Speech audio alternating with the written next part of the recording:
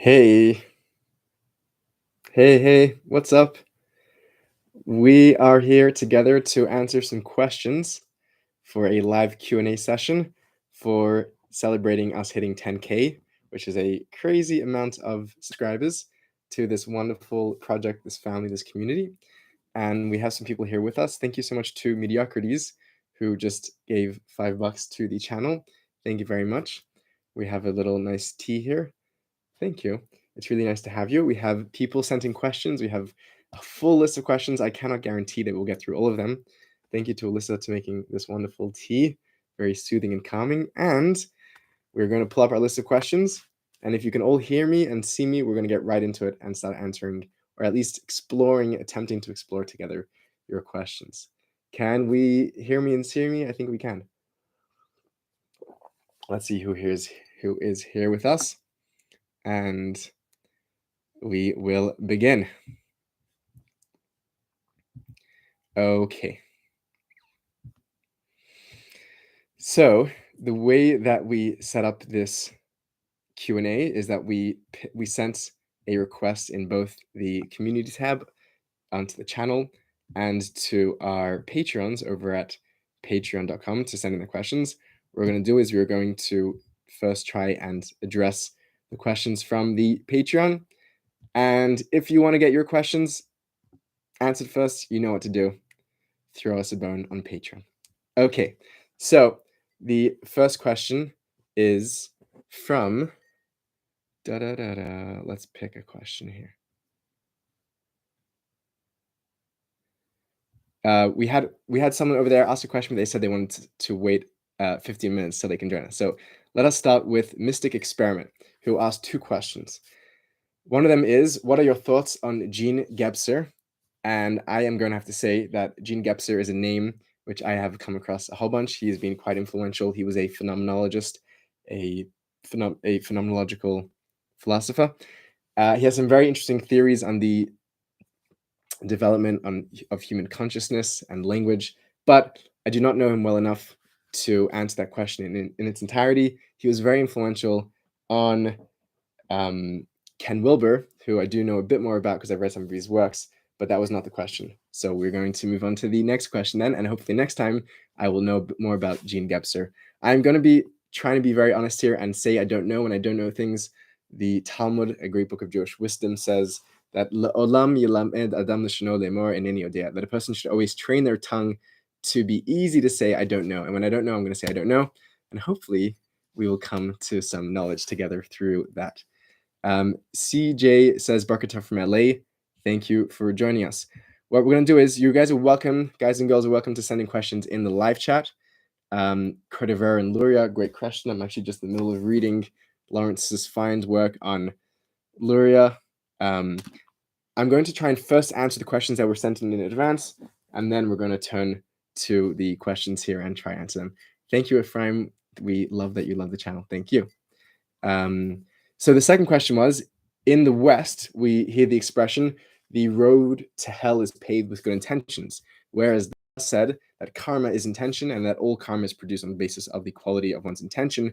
So the mere wish to be of benefit to others creates powerful positive mental karma, like positive energy. I'm just reading the question here.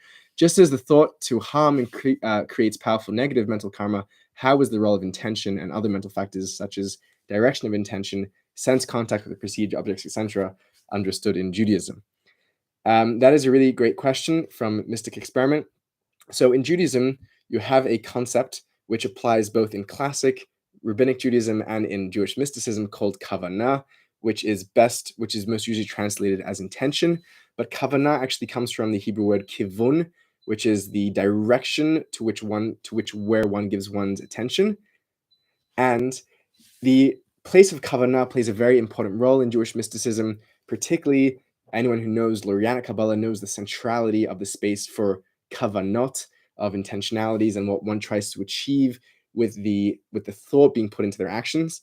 I don't want to go too far into it because it's a whole subject for itself, but suffice it to say that kavanah and kavanot play a huge role in classic Kabbalistic literature, and later in Hasidic thought, kavanot become a very important role as well, the role of having the correct intention is very, very central in Hasidic thought too. I'm going to end off this question with one thought from the Talmud, which is that sometimes we have good intentions that don't lead necessarily to good action. And the Talmud's way of dealing with it is by saying, sorry, I'm speaking quick here because we have a lot of questions to get through. So I apologize if it seems that I'm rushing things. I'm just trying to cover a lot here. Maybe I'll have a sip and slow down. The Talmud says that machshava teva, or kavana teva, HaKadosh Baruch Hu mitzdarfa l'maisa, that God ensures that a good intention or a good thought will be connected to an action, which there's different ways of reading the Talmudic passage. One is that God helps the individual come to a proper action, a positive action from a positive thought. There's another reading, which is quite a nice reading, which I read, which is that sometimes there are good intentions without good actions, and sometimes there are good actions that happen by mistake without a good intention. And mitzdarfa, that God connects those sort of alienated actions and alienated intentions and brings them together to create a symbiotic action and intention together. So thank you for that beautiful question. Next question we have is from Tim Pickerel. And if we don't get through all the questions, I'm going to hold on to them. I always do. And when we go live again next time, when we hit, 15 or 20, we will continue answering the questions. Tim Pickerel says, question, I'm familiar with most mystical systems of meditation and familiar with Kabbalah, but I'm wondering what Kabbalistic meditation is like. Okay, that's a really great question. I have to say from the outset that using any one umbrella term to include a lot of things is always treacherous and difficult. And using the word Kabbalah to try and encapsulate all of Kabbalistic thought and practice is also somewhat of a dangerous thing to do. I would say that within the framework, within the umbrella, which we call Kabbalah, which unites many disparate thinkers from many schools and traditions, I would say within that world, there are different forms of meditation, different forms of contemplation, which may have things that unite them.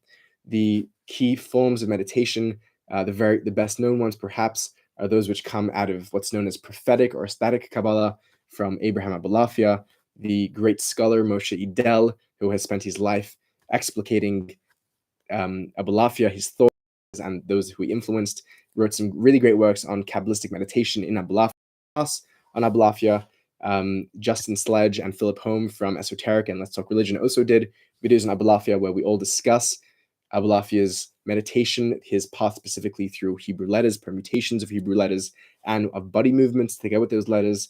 I would say that's one very large school of meditation in Kabbalah. Another large school of meditation comes from that of Isaac Luria, who receives from Moses Cordovero, two of the greatest Kabbalists as well in Jewish history. And their, as we spoke before about intention, their meditation is a lot about having intention specifically during prayer, specifically about thinking about the words and the names of God, and the gematriot, the numerical values involved in enunciating those words, and in trying to, with one's actions and thought and speech, create unifications up within the life of God, within the Godhead, as academics like to refer to it, and also between humanity and the divine. I would say those are two very large schools of meditation within Jewish mysticism. Most of them focus around what's known as Nomian practices. So they're practices that are deriving from classical Jewish practice, from halacha, whether that be prayer or the mitzvot. We just celebrated Sukkot, where we shake the four species, the lulav, etrog, hadassim, and aravot, and the Kabbalists would take any of these ordinary Jewish activities and imbue them with some sort of specific meditation and contemplation that was about unifying God, unifying the world and the self. The Kabbalists would say, L'shem yichud kodsha b'richu shchintei li'achada, that we have this intention, this meditation of uniting things. So many Kabbalistic meditative practices were attached and piggybacking on classic Jewish ritualistic practices, mitzvot, and tefillah and Torah study. And then there's a segment of meditative practices which are ainonian or antinomian, which are not related directly to halachic practice. Again, very good research has been done in that regard by Moshe Idel, and those include all classic forms of practices that induce altered states of consciousness and meditation, whether that is fasting or dancing or all kinds of different practices. Those are all found in great length in Kabbalah. Let us see who is here on the chat with us. We have In Your Dreams asking if you read Levinas. I have not read that much Levinas. My apologies. CJ Mayers. I'm just wondering, should I try and do these questions or come back to them?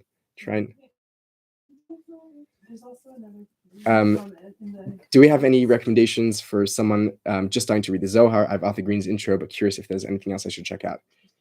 Yeah, Arthur Green's introduction is really fantastic. There's great work that's been done. A lot of work that's in Hebrew. Unfortunately, that's still not translating to English. I think there's the introduction from the Bala Sulam from Rav Ashlag is worth doing. I'm not sure if that's in English yet. I don't know how much more great introductory material that is.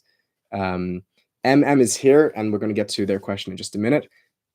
Serena says hi. Thank you. I cannot read your name because it's in Russian letters, but thank you for coming by.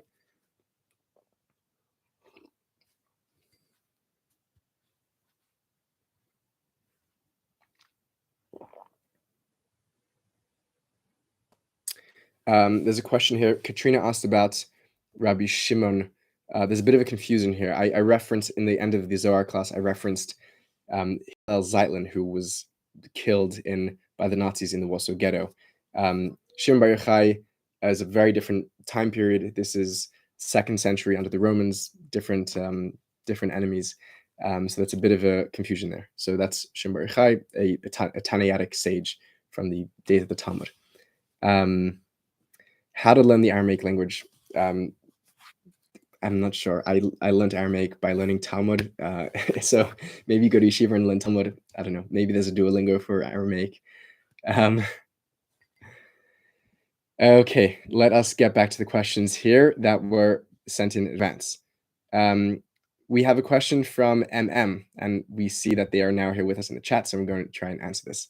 Does Judaism have a concept that is compatible to the Mariana Buddhist understanding of shunyata? So just briefly, the Mariana Buddhist understanding of shunyata is far, I'm no expert in Eastern mysticism in general or in Mariana in specific, but hey, Fusun, welcome from Istanbul. Glad to have you here with us. This little nice international community of seekers. I'm no expert on Mahayana, but from what I understand, shunyata is the notion of metaphysical absolute emptiness. And Nagarjuna, who's the key philosopher of Mahayana Buddhism, says that even the concept of shunyata is emptiness. These are kind of all these very mind-bending paradoxes and puzzles. Perhaps for someone who hasn't had that experience of the utter emptiness, the full emptiness of reality, perhaps. Is there a related concept in Jewish mysticism? I think there is, and I will reference a good article to check out in this regard. I think that the best metaphysical construct that you have in Jewish mysticism that relates to the Buddhist idea of shunyata is the concept of ayin. Ayin is nothing with a capital N, and there's an essay from Daniel Matt called Nothingness in Jewish Mysticism, I believe the title is. And MM says that emptiness does not mean nothingness. Okay, fair point. Maybe nothingness with a capital N is a bit different. But I think that ayin, the notion that there is this full emptiness, this form which is empty and empty which is form, I think has a close parallel in the notion of ayin. And check out Daniel Matt, MATT's essay on that, which has been reprinted in a bunch of collections. I think it's found in a collection called Essential Papers in Jewish Mysticism or Essential Papers in Kabbalah, and it was also reprinted in Robert Foreman's The Pure Consciousness Experience. It's been reprinted in a bunch of little places because it's a great essay. How does Judaism understand causality? That's a great question. I can't think of any specific Jewish philosophical approach to causality. Besides for one which does feature in Jewish mysticism, where in a way very similar to a notion that we find in Islamic philosophy and in Muslim mysticism, which is known by philosophers as occasionalism, whereas we humans see a cause and effect, and we assume that the cause causes the effect, right? So I drop this little pouch and it falls, so we assume that me dropping it is what causes it to fall. According to some Sufi, some, I would say, mystical influence of philosophy, the belief is that me dropping the thing does not cause it to fall, but each moment and each iteration, each sort of frame of existence caused entirely by God and nothing else. There's no previous thing that brings anything into existence. And the same idea shows up in classical Jewish thought and then later in Jewish mysticism, where we believe that it is God who, as we say, is mechadesh betuvo b'chol yom tamid ma'aseh bereshit, that God recreates in every single day and every moment the act of creation, which means that creation doesn't just go into existence like some sort of deistic clockwork design and then roll on forward, but that God is perpetually creating existence. And therefore, every frame of existence is created again. And this is connected to an idea in Jewish mysticism about the idea of speech, that God creates the world with speech, and the prophets say, Le'olam dvarcha nitzav b'shamayim, that God's words are always sort of being projected, being spoken, echoed out into the heavens, into the firmament. And the Kabbalists read that to mean that that God's active speech in creation is constantly being uttered, constantly bringing the world into existence. And therefore, the idea of causality would be split up, similar to the way that David Hume would question causality at all. The mystics would say, yes, there is no true causality as we understand it, because really it's God, like the Muslim philosophers, in every occasion who's bringing the world back into existence and kind of how keeping this fluttering image going. And like, because it flutters so quickly, it seems to us as it's all continuous. Like when you watch like this video that you're watching, or you watch a movie, it's not a constant image, it's frames. It's like 26 or 30 frames per second. And the human eye doesn't see that quickly. So it seems just like it's one continuous event. So to the Kabbalists say that existence comes in and out of existence. Mati v'le mati is a term the Kabbalists use. But because it happens so smoothly, we don't see the divine word constantly revivifying existence until we do. And then welcome to the club. Okay. Now.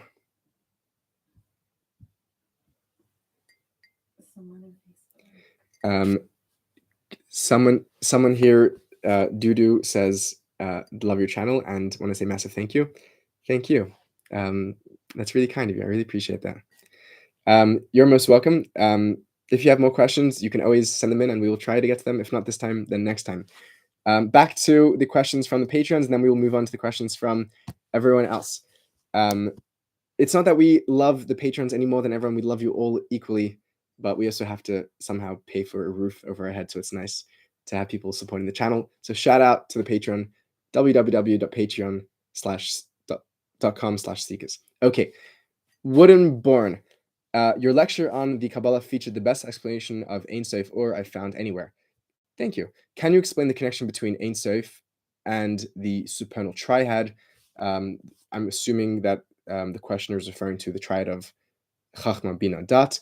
I've heard ainseif referred to as the veils above Keter or the preconditions to emanations of the spherots, but each also seems to correlate a sphere above the abyss. So what's going on here? Okay. Thank you, Mediocrities, again, for a very kind donation. That's very, very sweet of you. Very much appreciated, and definitely goes a long way with this starving artist here. So thank you, firstly, Wodenborn, for the kind compliments. It's very difficult to answer these questions definitively because these concepts don't mean one thing for everyone. These are very rich symbols. The image we used before was sort of maps that are interpreted differently by different Kabbalists and different schools. And so let's, well, without spilling my tea, let's try at least open up this discussion if we can't say something entirely definitive. Let's first explain what's happening here in the question. So the Kabbalists have a dual notion of God. There is God as God is in God's self, God for itself, we could say, God which is transcendent and hidden, not spatially transcendent, but conceptually transcendent.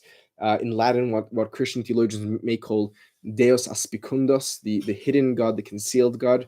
And it's to that God which we have no access and which we cannot reach by the intellect. And the name that the Kabbalists usually use for that is ainseif. Another term which is used, which we referenced earlier, is ayin, but the classic name that the Kabbalists use for God in God's self is the ainseif, which literally just means the infinite or the limitless. There's a whole elaborate question in Kabbalah why God is not called Ein Tchila, that without a beginning, instead of ainseif, but we'll leave that for the moment. Ainseif or is a similar name. Sometimes ainseif and ainseif are conflated. Sometimes when we're being more precise with the language, we distinguish between ainseif and ainseif. And the reason is because ainseif means God's infinite light, and light already implies emanation, right? That which shines forth is the Kabbalists using the word light as a metaphor for that. And therefore, when we're being more technical, we'll distinguish between ainseif and ainseif because ainseif is already an emanation from ainseif, which itself is unknowable. Later, Jewish mystics have different terminologies for these same concepts. Tsum sometimes is used in a Lurianic context, and later much more heavily in Chassidic context.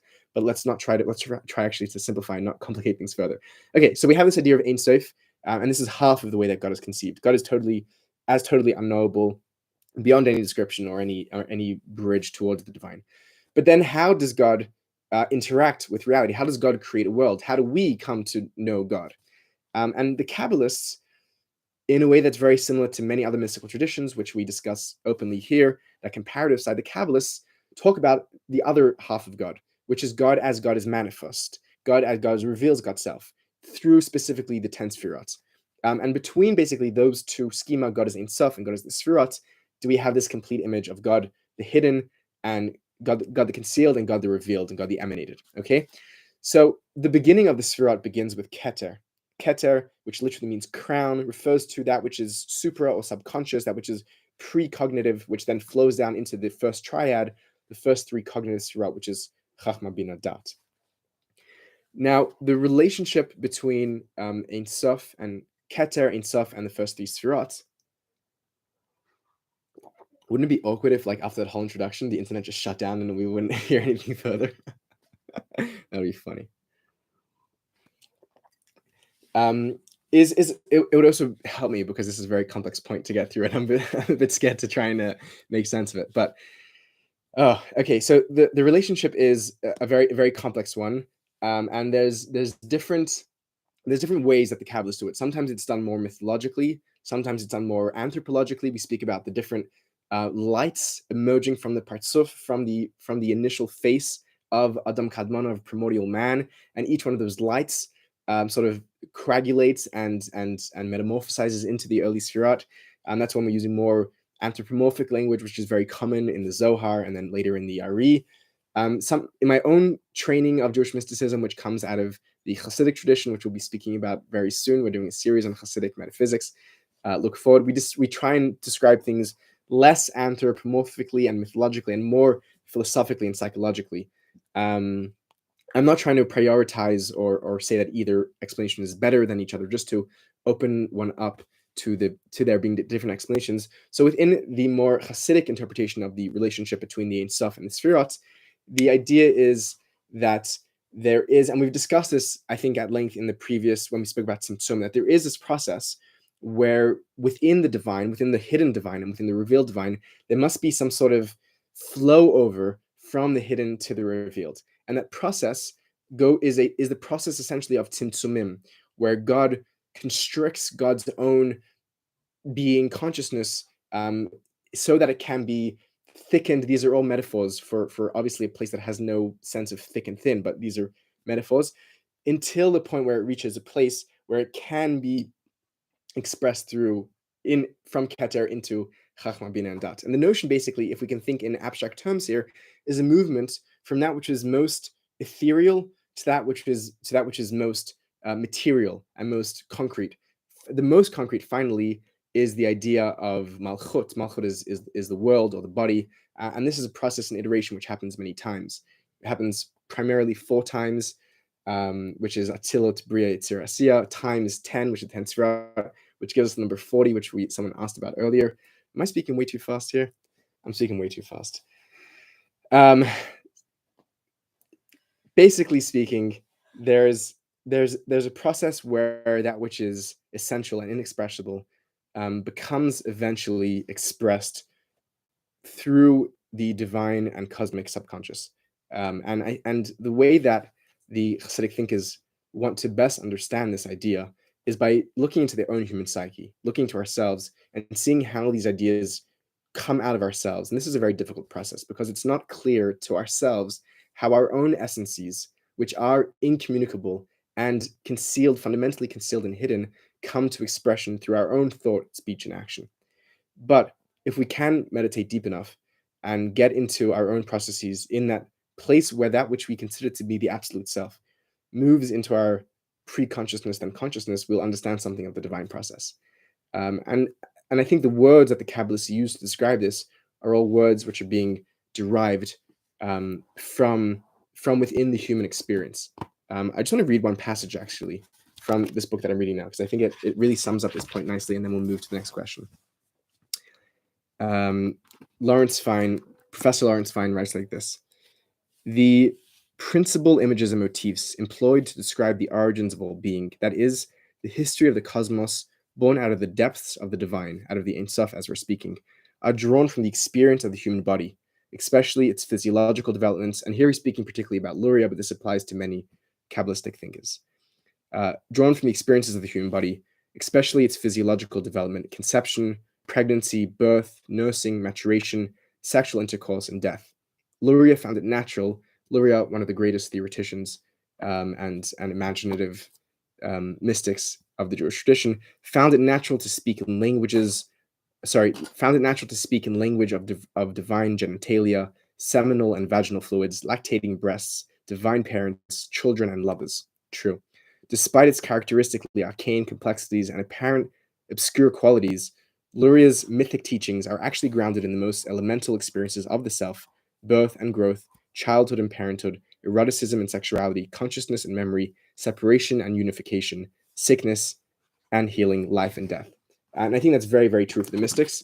And I think, therefore, the idea of turning into the self, to look into one's own physical, biological, sexual, reproductive, creative, and psychological processes, we can understand something of the divine process, because ultimately we don't believe that those are two separate things.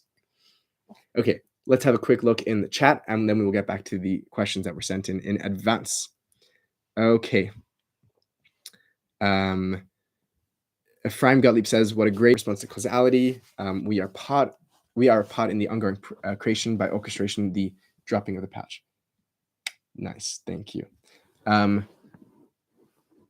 And yes, it's part of the larger picture of everything else. Thank you. Can you speak about chesed? Chesed means kindness, loving kindness. It is the first of the internal emotional spherot. We discussed chesed a little in our class in the spherot. We're going to discuss chesed again soon in an upcoming video on the relationship between the word chesed and the word chasid, pietist in Hebrew. Chesed, let me just say in brief, because I do want to get back to the questions we had in advance. Chesed, according to the Kabbalists, is the right arm of the divine figure, and it essentially represents that right column, which is about allowing, which is about saying yes, which is about embracing and giving, as opposed to Gvura, the other side, which is about creating boundaries and borders and restraints and holding back. Sarah Stapate says, hello, Seekers fam. What up, Seekers? Good to have you all here. This is really fun. Thank you, Isaac Levy. You are amazing, L'chaim. Isaac wants to know, where did I study all these things? In yeshiva, ? I did spend a few years in yeshiva, yes, in Hasidic yeshiva, studying Hasidut and halacha and all other great Jewish stuff. So yes, definitely a lot of study happened in yeshiva. A lot of study also happened independently in quiet spaces, in libraries, in books, in trees and forests. Have I been in an altered state of mind? I think that we are all always in altered states of mind.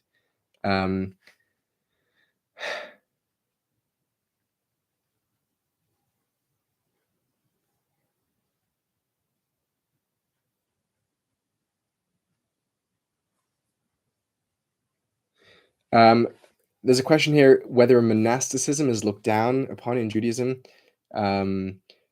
Typically speaking, yes, there is the notion that Judaism has no concept at all of seclusion, celibacy, and monasticism is not true. There are rare moments in Jewish history, all the way from the Talmud through the Kabbalists, where that is practiced, but generally it is the exception from the rule. Generally, Jewish mystics tend much more towards community, towards sacred brotherhoods. Chavrayot is the general practice, and we see a lot of texts about how these intentional communities and brotherhoods are supposed to function, all the way from the texts of the Dead Sea Scrolls, all the way to the codes, the ethical codes of these brotherhoods in Tzfat in the 16th century, and then into the Hasidic period. Hachsharas Avrechim is an 18th century text doing the same thing. So part of the literature of Jewish mysticism and the history of Jewish mysticism is definitely not monastic. And it is something of exception, whereas in Christian mysticism and other forms of mysticism, you do have a large form of monasticism, and even very extreme forms of self-seclusion, voluntary. You have a tradition in Christian mysticism of women that would cloister themselves. They would literally be walled into the church. They would be walled. They would like build a wall around them on the church. That kind of thing does not happen in Jewish mysticism. It's much more communal, much more participatory, much like us over here in a community together having fun.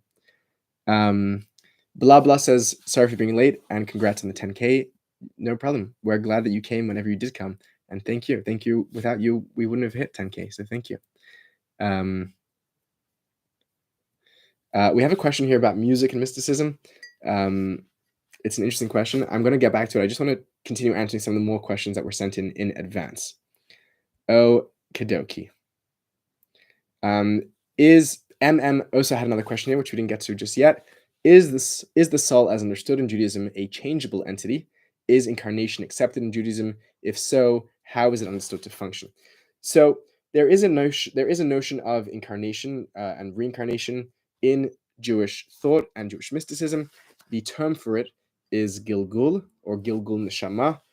Gilgul literally means to roll or to wheel, which is actually interesting because both in Eastern mysticism as well, there is a notion of the wheel of reincarnation. So this idea of Gilgul, that the wheel continues, is the same word that's used in Jewish mysticism. Now, I have to say that not all Jewish thinkers historically accept the notion of limb as a canonical part of Judaism. Judaism generally, throughout history, is much more interested in establishing as opposed to orthodoxy, which means we're much more interested in defining what is the correct thing to do instead of the correct thing to believe. And most of Jewish literature is surrounding how one should act and not how one should think. That whole notion of sort of correct thinking and thought policing and heresy is not really a huge in Judaism.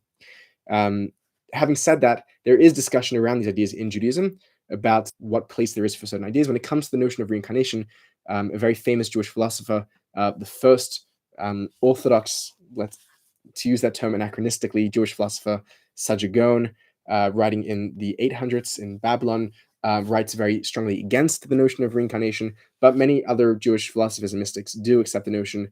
And then later classic Kabbalah, Luria Kabbalah and other forms, reincarnation, Gilgulim, plays a very, very significant role all the way through to Hasidic mysticism, trying to ascertain who one was in a previous lifetime, what kinds of sort of shortcomings from a previous lifetime one has to fulfill in this life. A lot of the idea of a theodicy, of explaining how good things could happen to bad people and bad things happen to good people, is explained using the mechanisms of Gilgul, that although you only see what's happening now in this lifetime, this is really just the tip of the iceberg for what's been happening for thousands and thousands of years. This notion of people working through in their lives previous lifetimes is an idea that does occur amongst the Kabbalists in the notion of Gilgul. There is a Hasidic reading of Gilgul, which kind of subverts the Kabbalistic notion, which is that we are constantly being reincarnated into the moment, and every second is an opportunity to be reborn and to redefine ourselves and to not carry the energy from the past into the future. And that's a very interesting idea. There is the idea that people can be reincarnated as masculine and feminine because there are different obligations upon the male and the female in Judaism. Therefore, one needs to go through both lifetimes at least to fulfill the commandments. There's a whole lot of literature around Gilgulim in Jewish mysticism. Let us see what is happening here in the chat, and then we'll get back to some questions. the questions sent prior to this live stream have already been answered, asked Andre. No, we are going through them and trying to answer them now. MM says, thank you so much. You're most welcome. And someone asked, what music do I like listening to? I listen to different music when I'm working. I listen to like some lo-fi beats. When I'm sitting with friends and doing something more Hasidic, we'll sing Nigonim together. That's a very powerful, I think, consciousness altering technology. What? And do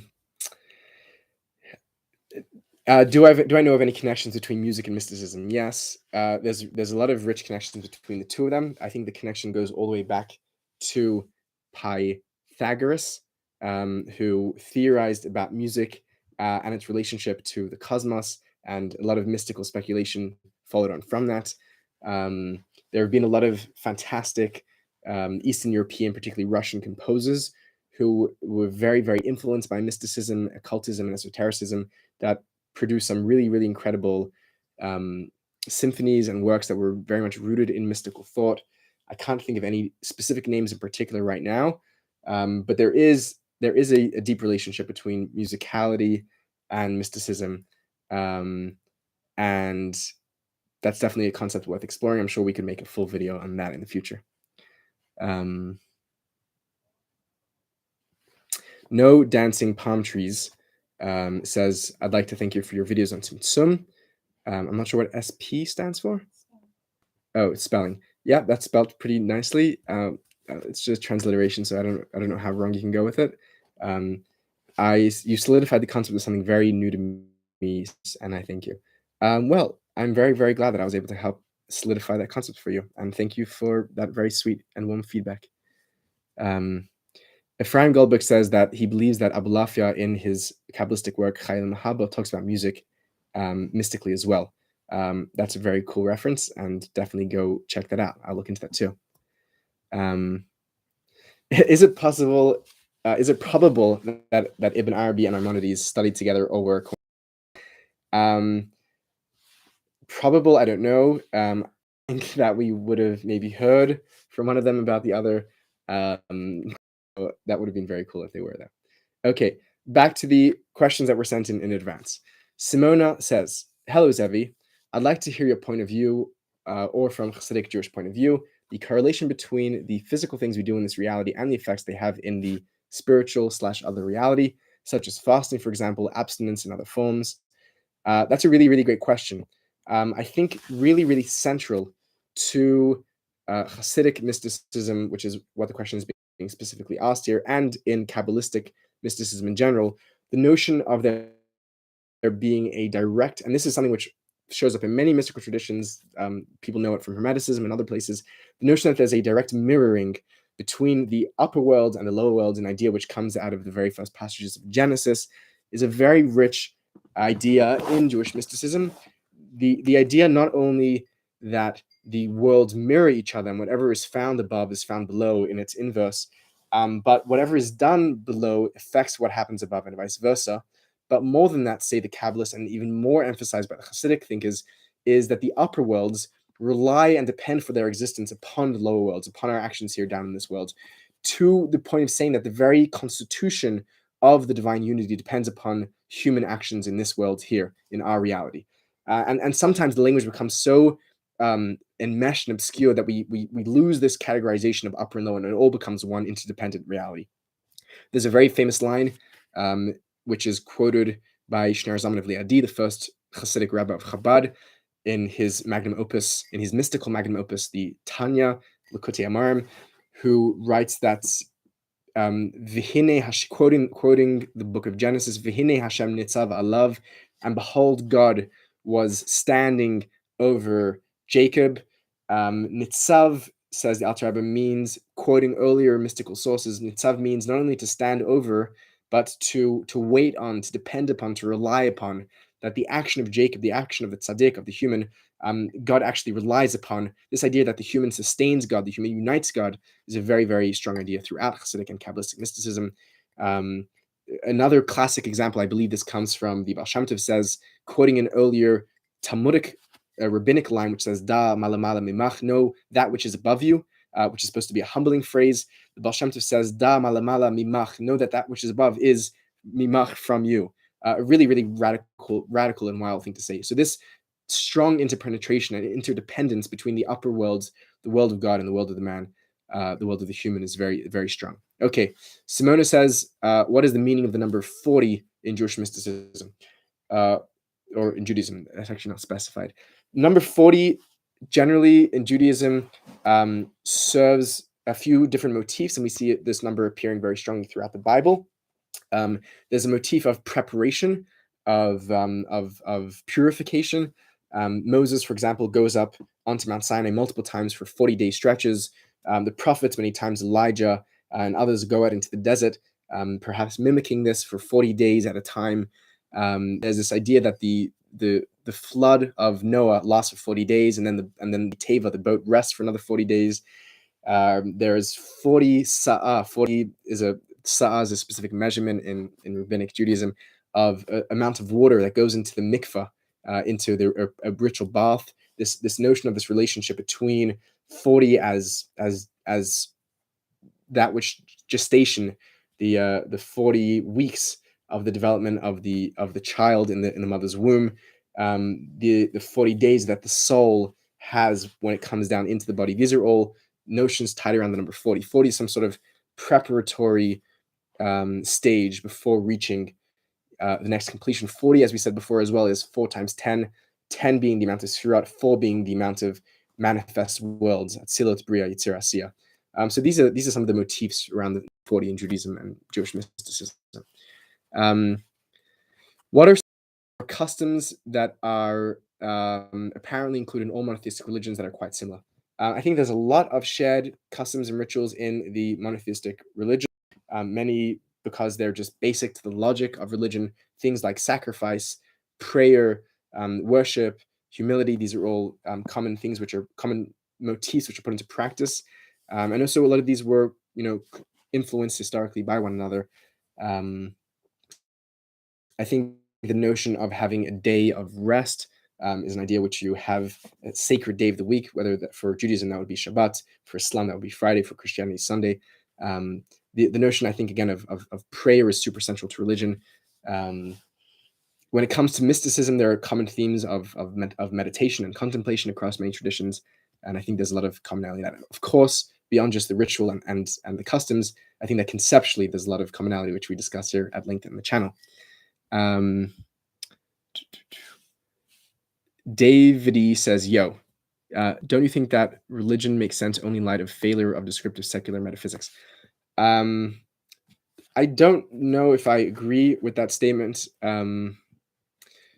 Religion also, as a thing that can make sense, it's a broad category. I think we have to be a lot more specific when we're talking about, is the assumption here that secular metaphysics have failed, are failing? I'm not entirely sure what the question is. Sorry. Okay, let us get back to the questions here. David Jimenez sent in a question. Sorry if I'm mispronouncing your name. Is Hegel, in your opinion, a mystic? Is his system a form of mystical account of the whole? He says, I was reading a very compelling argument that we should read Hegel more as a Hermetic thinker than a philosopher. Thank you so much for this channel. As a Christian, it's wonderful to explore other traditions in which God has spoken and acted so beautifully. Thank you, David, for that very kind compliment and that great question. Yes, so I actually chatted with David after about this question because I assumed that he had read Glenn McGee, who Glenn McGee wrote a full-length book and some shorter essays trying to make the case that Hegel was a mystic, and he draws both historical and conceptual lines connecting Hegel and Hermeticism. I think the name of the book, by the way, is Hegel and Hermeticism. He draws lines conceptually to beyond Hegel's, general notions of idealism and his monism, which already are strong mystical themes, particularly to the Hermetic ideas of correspondences throughout history, And I believe that McGee also got into the notion of sort of the dark god, which more of a bit of a Gnostic idea, the demiurge, creator god, and the sort of the over god, which he sees functioning in Hegel a little. I think the conceptual case was quite interesting, and because of slightly how these concepts can be a bit amorphous. I think there is some wiggle room there on the conceptual side. I think that the historical side, though, was actually much more compelling, where he connects looking at who Hegel was influenced by, his teachers, who he spent time with at various points in his intellectual career, in Jena and other places, and tying that back to Emanuel Swedenborg, and then to Swabian pietism through a fellow by the name of Oettinger. And that I thought was actually a very interesting case, the actual historical connection from people like Jacob Boehme, who he spends a lot of great time in the book explicating very beautifully, I should add, through to people like Oettinger and Swedenborg, and then to Hegel. And I think the historical case was actually quite compelling. I've discussed it with some of my more academically trained scholars in the field, and I've heard mixed reviews amongst them. So I would say each person read it on your own and come to your own decision. Shmuel the Sabatin says, hey, I was here at the 1,000 sub live stream. Nice to have you back 10,000 later. What do I think is the future of Hasidism is the question. That's a really great and difficult question. The future, according to Aristotle, is fundamentally indeterminate, and we never know what variables are going to come up and change the game. And the way that things move at this pace in history, the acceleration is just insane. It's really hard to say what's going to happen. I can say what I hope to see. I mean, just firstly from like a sociological or a there's another term for that. Who does the counting populations? What's that called? From a statistician's perspective, I think the numbers for the Hasidic community are on the up and up because of their exponential growth rate and the dropping growth rate in secular communities. There's a book written by a very well-known Swedish, I believe, statistician with the cheeky title, quote from the New Testament, "The righteous shall inherit the earth," where he basically makes the case that whereas people predicted that religion, with the turn of modernity and the scientific revolution and Darwinian and theory, religion would just disappear, and there was some tendency towards that.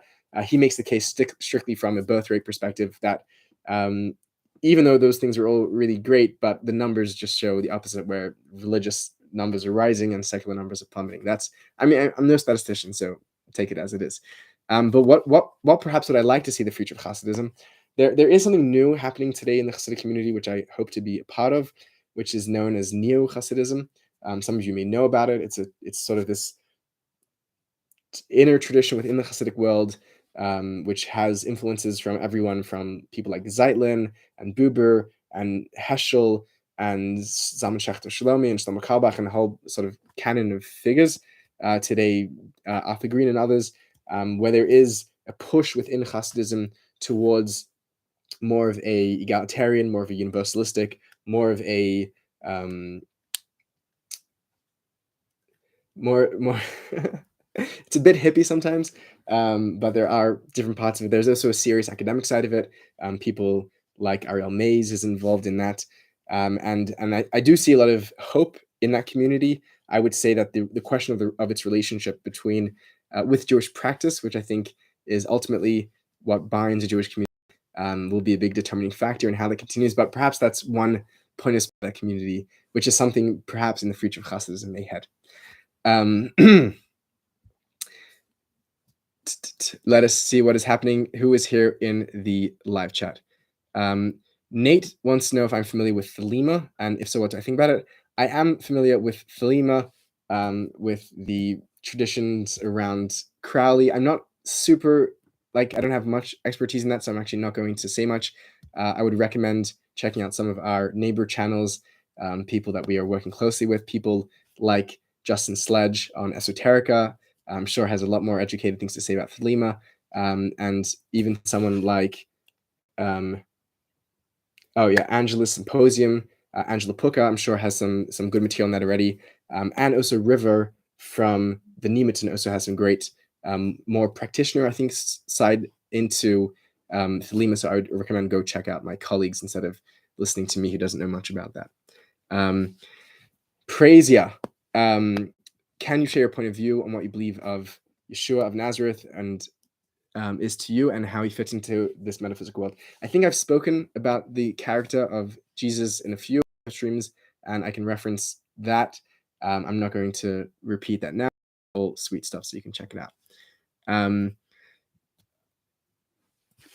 David says, to be more precise, in philosophy, we've arrived to a metaphysical relativism. No absolute truth to be found in discourses, Heidegger, post-analytic, postmodern continentals. So religious thought in his being a means to an actual experience. The absolute is the only opening to truth. Okay, so that's a very interesting point. I think that there is more happening in contemporary philosophy than just Heideggerian post, what all these terms here that have been somewhat slapped together that aren't necessarily all the same thing. I think there's now a movement which is being known as Metamodernism, which is kind of taking the conclusions of postmodernism and nonetheless seeing what we can build forward. I always thought that mysticism and the mystics' claim to an encounter with reality itself, with the numinous, was always an interesting counter argument to Immanuel Kant's, case that one cannot have any contact with the numinous reality, but only with the phenomenal, which I think Kant is really the predecessor of all of the postmodern, all the thought which you're referencing, which follows. So I think there is a very interesting case to be made there. There's a lot of work obviously being done about studying mysticism, both from classical points of scholarship and philosophy, and also from modern and postmodern points of view. There's great scholarship on mysticism, which is being done by Michel de Certeau, who's a postmodern philosopher. There's an interesting, both perhaps, point of meeting between postmodernism and mysticism. There's been a work written by a professor of philosophy, I can't remember his name, on Heidegger and mysticism. Heidegger is both on Eastern mysticism and Western mysticism. I think there's been 2 works written in that regard. So that's a point of meeting between mysticism and postmodernism. I think similar work has been done showing Derrida's relationship to Jewish mysticism. I think Idel may have published that in a book that he wrote, which is called Old World, New Mirrors. I think there's also a point perhaps where there's an impasse between postmodern thought and mysticism, which tries to make absolute claims, perhaps. And then there's also maybe a way of forging forward beyond this total metaphysical relativism to something more with mysticism. These are very interesting and sort of large questions. I don't want to answer anything on one foot. Let's just say that those are all sort of directions that may be explored. What's my opinion of LSD, Kundalini, and Lucifage? I don't know who the last person is, sorry. Okay, let's come back to these cluster questions in a second. Let's just see who else is here. Familiar with the work of Don Cupid? Yes. Don Cupid. I have read something of his. Let us see what it was.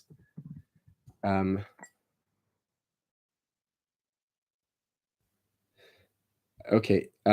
I think it may have been. Oh, he has a lot of good books, and I think Cupid may have been actually the one who's written on Heidegger and mysticism. I want to read more Don Cupid. Thank you for reminding me of his name. I think his scholarship is stellar and exciting. Okay.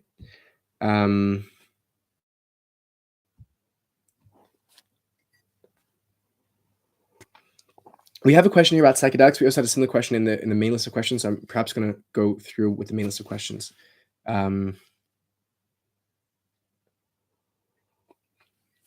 Okay, let us get back to the questions here. Thank you everyone so much, by the way, who's joined us here. It's so awesome to have you all here. This is so much fun. We get to talk here and think together and perhaps come to something more beautiful for all of us. Okay. Stephen Paliston asked, have you checked out Christian mystics like Meister Eckhart? Yes, I have. I'm a very big fan of mysticism in general. mystics beyond just my own tradition, the Jewish tradition. I'm very fascinated by mystics of old tradition, as many of you, I hope, know by this point, including great Christian mystics. Meister Eckhart very often is the flagship philosophical mystic of Christianity. I've read a whole bunch of Bernard McGinn, who's considered today's leading expert on Meister Eckhart. And Eckhart is just a tremendously fascinating thinker and a genius beyond measure. And he's definitely up there in the canon of mystics. And not only have I checked him out, I think I'm in some sort of relationship with him. Okay. Will Giorno asks an interesting question. He says, this is an enormous question, but, and this we had a similar question earlier, what is or isn't innovative about Jesus from your Hasidic perspective? That's a very interesting question. Most people may think that that's a nonsensical question, but it's actually a great question. Instead of trying to answer directly, I want to refer to you to a great piece of scholarship which has been done answering this question specifically. And I find my own opinion very much in accordance with this scholar, the scholar who we had here on the channel for an interview, Shaul Magid. Shaul Magid wrote a book called Hasidism Incarnate, looking at essentially early Christian, specifically incarnational and incarnational and apotheotic would be the word, sort of the sense that the human can become God. So both that the God becomes human and the human becomes God, from the word apotheosis. He's looking at those aspects of early Christian theology as they existed in pre-Christian Judaism, and then as those concepts were hushed once they became, just Christian ideas, and Jews could no longer freely speak about these ideas, which were classic Jewish theology.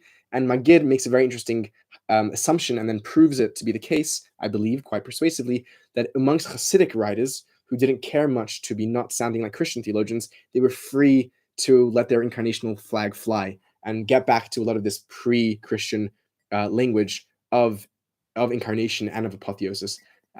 So I think if anyone has the time, it is very much worth reading Shaul Magid's book on that regard. I hope to somehow make some content in the future addressing that Hasidic side of incarnational theology, which sounds crazy, but is actually quite beautiful and Jewish.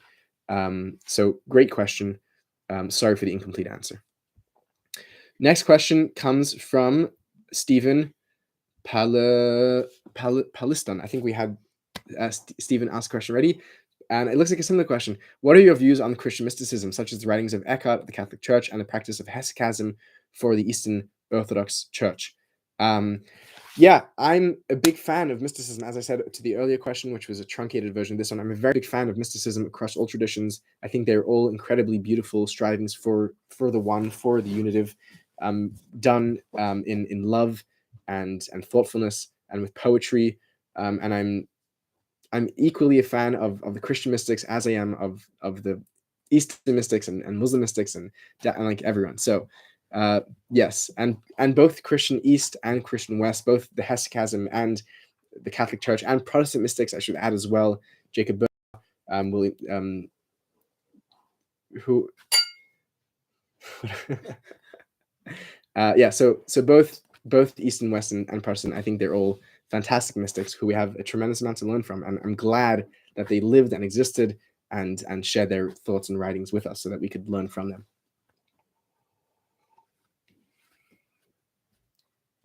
William Fox is the name I wanted to say, for another very influential Catholic, Protestant mystic. Okay. Also, what are your views on pop culture's take on Kabbalah? I don't know. Pop culture is interesting as a phenomena. Generally, it's not known for its accuracy and rigor in depicting the things that it's appropriating. There's been a lot of discussion about Madonna's mysticism. There's actually an essay from Jonathan Gaub, I think it is, either Jonathan Gaub or Boaz Huss, who are both colleagues, scholars of Jewish mysticism working out of Haifa University, of Beersheba University, and one of them, it was probably Gaub, wrote an essay on Madonna's Kabbalah. So check that out if you're interested in anything more specific. Okay, let us have a quick look at the chat, and then we will get back to the questions. We're clocking on an hour here. I hope people aren't going to be tired out. I have a bit more energy in me still to go, and a bit more tea here still to drink. Thank you, Alyssa. We have some discussion here about psychedelics. I want to talk about psychedelics. I think it's the first question I got asked on the channel. Is Zevi, when you're putting out a video on psychedelics, it will happen in the right moment. So I'm not going to answer here, but I'll wait for that right moment.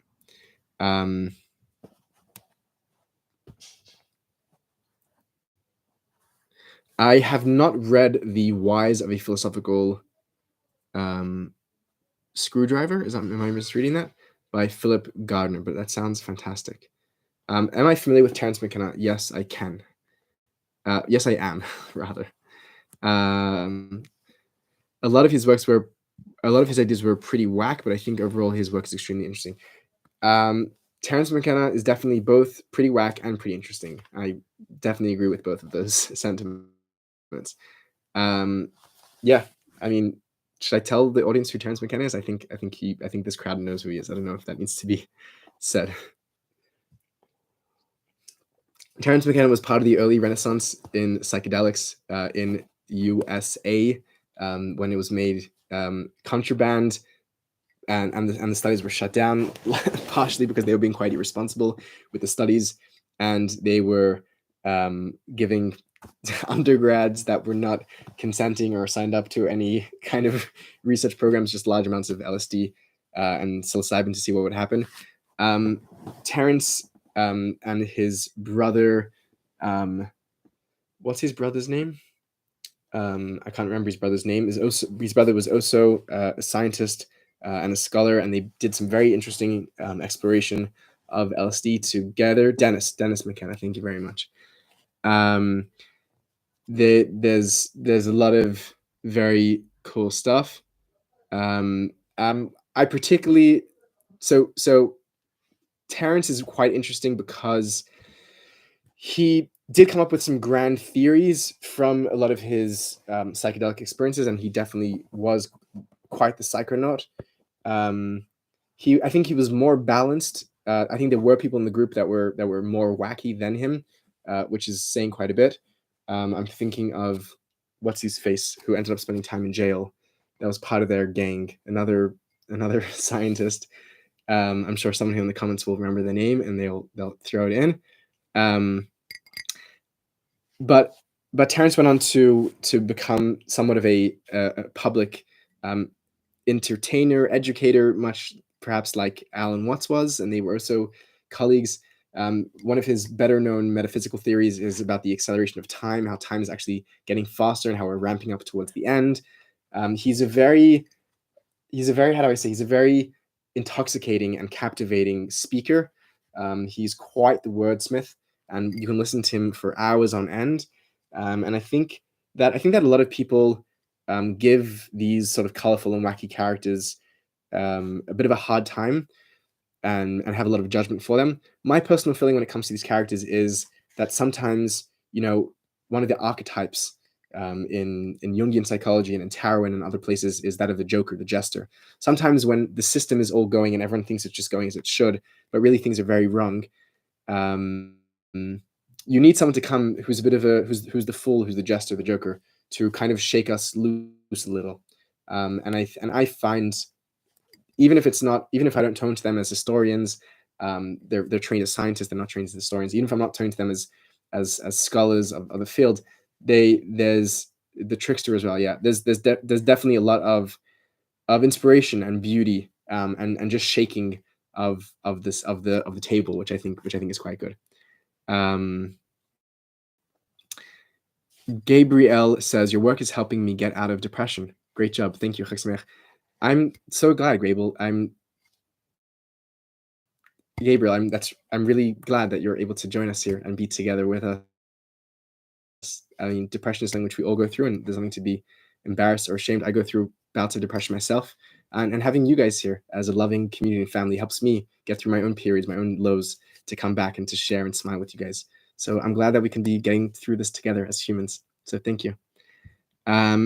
Let us see what is happening here. Have you Nate asks, have you ever had any powerful religious experiences? If so, would you be comfortable sharing some? Sorry if I'm asking too many questions, Lol. You're not asking too many questions, but I am going to decline to answer that question. I hope you understand and appreciate that. MM says that they are very grateful to my respectfulness and curiosity with all traditions. Yeah, I mean, I appreciate that you appreciate it. I don't see these traditions as fundamentally separate. I think that when we look at them exoterically, when we look at them from the outside, they do look very different and very separate. But when we get to know them from the inside, we see that we're going to lose some people. Oh, we're back. Sorry about that. Our internet just went for a second, but we are back. Thank you for waiting with us. If the internet glitches again, we'll be back in 5-10 seconds. What do you think Evelyn Underhill's book, Mysticism, is a fair assessment of mysticism? Evelyn Underhill was an Anglican priest and early scholar of mysticism, particularly.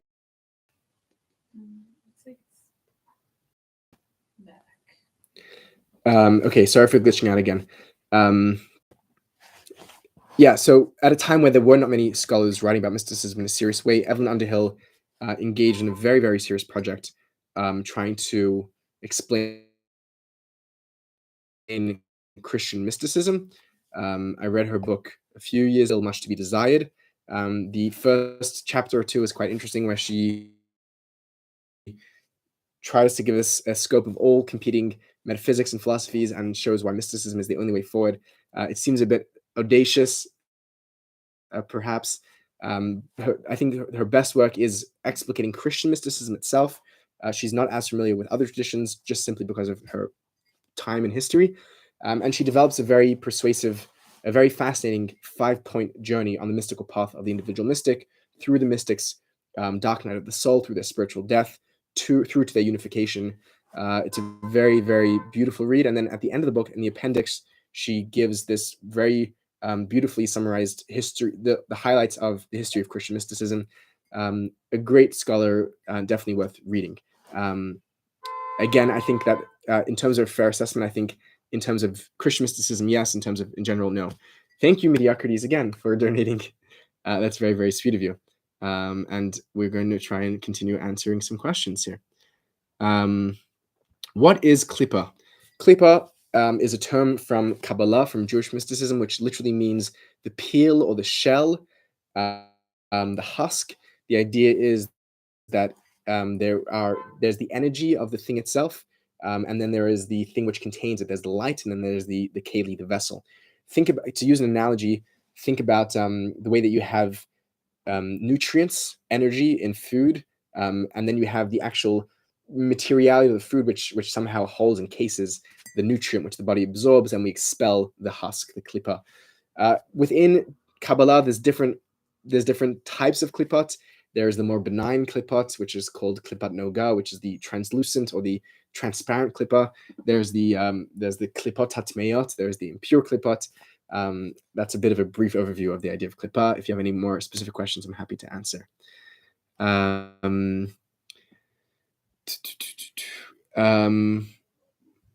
Let us see. There's a question here about Evelyn Underhill. I think we already answered that.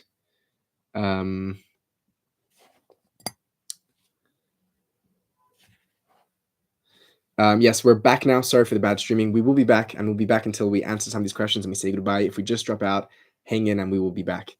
Ephraim Goldberg says, I'm curious about Chassidut as a defined movement.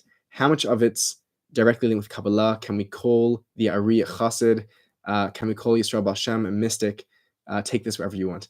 That's a really great and fun question. Wow.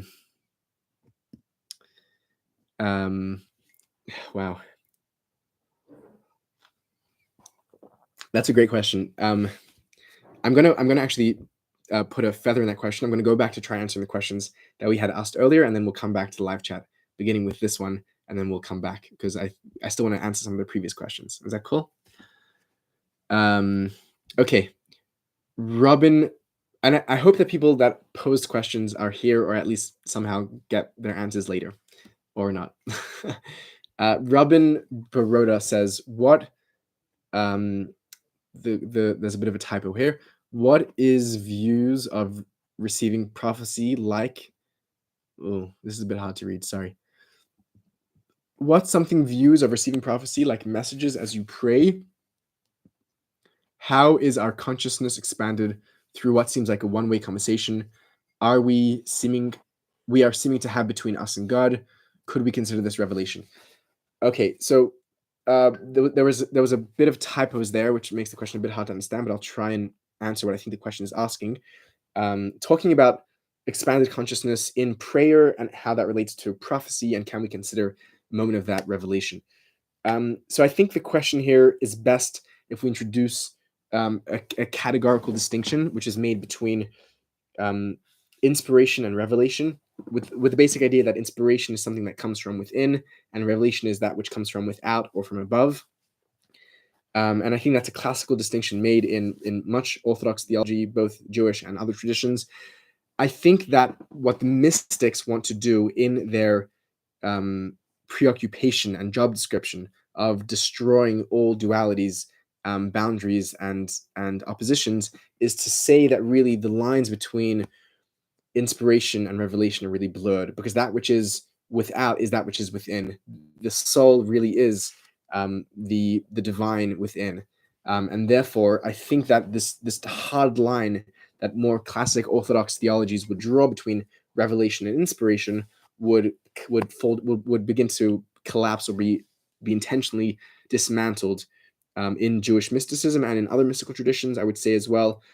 We speak a lot about the image of God, or the voice of God, that comes in revelation being one's own voice or one's own face. And I think that points us towards this deconstruction of the difference between inspiration and revelation. And that's the direction which I would answer this question in. And therefore, as well, the notion of having a one-way conversation is really only a question if we are predicating that there's some sort of separation between the human and God. But if we believe that there's some sort of interdependence, intermingling, however we want to phrase that, then there is no directionality. It is the question itself. Now, obviously, there is language in Jewish philosophy and Jewish mysticism which does hang on to this separation and directionality. Very famously, Madame Buber, who's someone who we've been discussing here at the channel, wants to hang on, particularly when it comes to prayer, to the space to have a real other to relate to. So these are complex questions that definitely need to be thought about and explored and felt into, and different moments in life call for different answers as well. I don't think there's one correct answer to this. We discussed Spinoza. Spinoza also has the similar problem with prayer, where he doesn't see that there is something outside of us to relate to because everything is God. And these are the same questions that circle around prayer, around prophecy, around revelation, inspiration. So thank you for that great question. Andre Louis Vera says, what are your views and the Kabbalistic views on same-sex romantic relationships? By the way, how is this pace here? Am I answering questions too fast? Am I talking too fast, like a half American that I am? Or is this people finding this helpful? I'm also not doing so much answering. I'm doing more just like pointing in directions, mainly because like these answers cannot be answered in any like one sitting, but they need to be opened and explored. So MM says, wonderful pace. Thank you. So what are my views and Kabbalistic views on same-sex romantic relationships? I appreciate the distinction between my own views and the views of the Kabbalists. I've grown up in a pretty liberal, accepting, egalitarian society, and I'm certainly influenced by those views. And I generally take the position that love, when it's being done in a respectful, in a consensual, and in a mutually beneficial fashion, is healthy and should be celebrated. That's my own personal view. I'm sorry if you disagree, but you're entitled to disagree. The Kabbalists, what the Kabbalists think about same-sex romantic relationships is a whole different question. The Kabbalists, in a sense, don't really need to say anything in particular, because the Kabbalists are Orthodox Jewish thinkers, again using that term anachronistically, who are writing after 1,000 years of biblical and Talmudic and rabbinic literature, and they are these Talmudic, rabbinic, biblical Jews. And the Bible, as we all know, famously or infamously forbids same-sex romantic relationships. The scholarship around that as well is I'm just throwing that out as a given, although there's definitely a lot of complex scholarship around that. And if you're interested in that topic, there's what to look into. But the assumption which I'm trying to lay out here is that the Kabbalists follow online with the fact that those relationships are prohibited. Again, products of their time and their cultures and their communities. And I don't think we should judge their moralities and their ethics based on an ethic of 2021. I don't think that's right. There is, however, because of the current interest around same-sex relationships, around homoeroticism, there has been a lot of contemporary current research looking back at homoerotic themes amongst the Kabbalists, particularly in the literature of the Zohar and other places, because the Kabbalists are very sexual in their imagery and in their thinking and in their metaphysics, in their cosmologies and cosmogonies. So therefore, there is a lot of sort of what we would call heteronormative sexuality that the Kabbalists speak about in their metaphysics, but there's also a lot of homoerotic sexuality amongst the Kabbalists.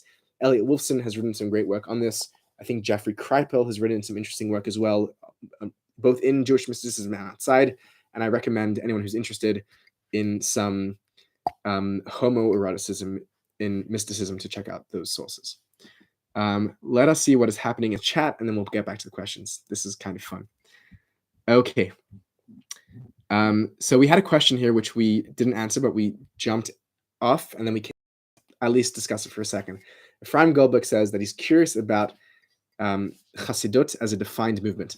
You're lucky, if you're still here, I hope you're with us in the chat, because we are in the middle of writing, filming, editing, and collaborating on a 3-part series on the movement of Chassidut, focusing on its metaphysics, but discussing the first part about it as a movement, as a historical movement, and how it can be defined, if it can be defined. So please hang around for that research, which is coming out, I think, on the 7th of October. We're going to publish that. How much of it is linked directly with Kabbalah? A lot. Chassidut draws its conceptual universe directly from the Kabbalists, particularly from the Lurianic Kabbalists. There's a push in today's scholarship to see the influence upon Chassidut from more than just Lurianic Kabbalah, but also from Abulafian Kabbalah and other sources, including the including German Pietism, Chassidei Ashkenaz. My feeling is that the pendulum kind of is swinging. To get technical here for a second, if you don't mind, by the way, these are all besides for German Pietists. All the other categories which I mentioned were all still within the world of Kabbalah. But the question of where within the world of Kabbalah is the influence coming, Gershon Shalom was very much of the opinion that it was very heavily Lurianic, and he very much pushed the scholarship in that direction. Moshe Idel, the great revisionist of Kabbalah, pushes the pendulum in the direction of Abulafia, his pet mystic. My feeling is that in the next generation of scholarship, post-Idel, who we're all very grateful for as a scholar, no one's wishing him to leave, he's still producing incredible work, that the pendulum will move back a little and de-emphasize Abulafia, which Idel likes to see everywhere because it's his guy. But definitely, I mean, those are all still within the world of Kabbalah. So how much of it is directly linked to Kabbalah? A lot. There's definitely innovation in Chassidut, and that's a very great question. What is innovative in Chassidut? And that's a very hotly debated question. And we do touch on that in the upcoming series, so I would say stick around for that. Can we call the Ari a Chassid? Funnily enough, the Ari was called a Chassid. One of his nicknames was Chassid, very much like the Gra, the Gaon of Vilna, who was the antagonist of the Chassidic movement that we know of, was also called Ha-Chassid, the Chassid. The term Chassid is being used all the way back from the Talmudic period, from the Mishnaic period. Judah Ha-Chassid, Yehuda Chassid. There are many Chassidim, Chassidim and Anshe Maisa. The term Chassid exists for a very long time, and it in the 18th century it takes on a new meaning with referring to the specific movement. But we have Chassidim in the 13th century. We have the Chassidim Mitzrayim. We have 15th century. We have 12th century Chassidei Ashkenaz. I'm saying Chassidim is a term that's used throughout. The Ari is historically called a Chassid. It's one of his monikers, one of his nicknames. He's not a Chassid of the Baal Shem Tov of 18th century Eastern European Chassidic revivalism. Obviously, that would be 200 years anachronistic. Yeah, I hope this may be a bit unclear. I hope when we do our Chassidism series, this will all be clarified. Can we call the Baal Shem Tov a mystic? So there is some debate about that. There's a case that's been made. There's a female scholar. Her name is, I think it is.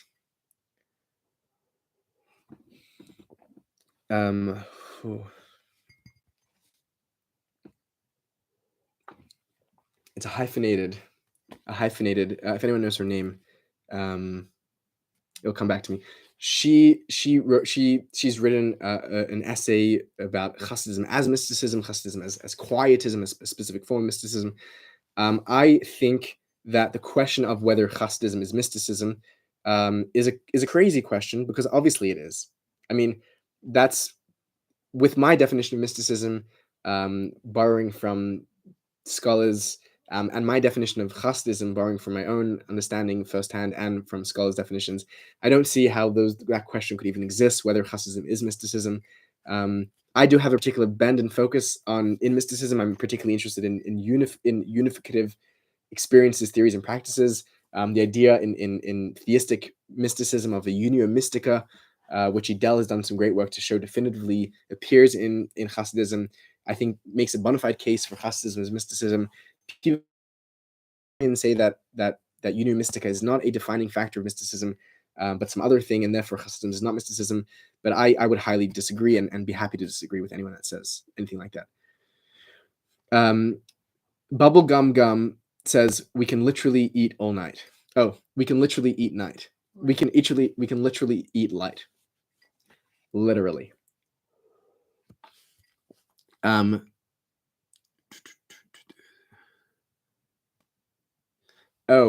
Andre says that the guy who was horning outside is testing our capacity not to get angry. I did not even realize someone is did I? Okay, that's honking. Someone was honking before. Okay. Did Jesus study Kabbalah? Asks the servant of Allah. So the way that scholars like to define Kabbalah as something that has specific characteristics and specific ideational content is something which, according to historians, only begins in the 12th century. Jesus lived well before the 12th century. So the answer from a scholarly point of view or use of language would be no. But if we define Kabbalah more broadly as Jewish mysticism as a whole, sometimes that is the way that that traditional Kabbalists use the description, talking about Kabbalah, which goes all the way back to Moses and even Abraham and even Adam. The question then of was Jesus exposed to, and did Jesus study some form of Jewish mysticism, is an interesting one. It's a bit hard to answer definitively because we don't have any records of Jesus's curriculum, although that would be great to get our hands on. There is some very interesting speculation from a scholar by the name of Siegel. I can't remember, he's something Siegel, who wrote not about Jesus, but about the next main man, who was Paul. And he puts forth a theory that Paul was influenced by and in contact with the form of Jewish mysticism at his time, which would have been Merkava mysticism. And he makes some sort of linguistic or sort of language comparison between the ideas of the Merkava Kabbalists and the and some things that show up in Pauline writings. So that's an interesting point to look at. It still seems to me to be something of a fringe position, but I've seen it quoted a bit more here and there. So that's perhaps an interesting bridge to the question. And I hope that helps also tighten up the question or make it a bit more specific. As that he had a nightmare. I'm sorry, Nathan. I hope that you being here with us amongst those who are awake can help the edge off your nightmare.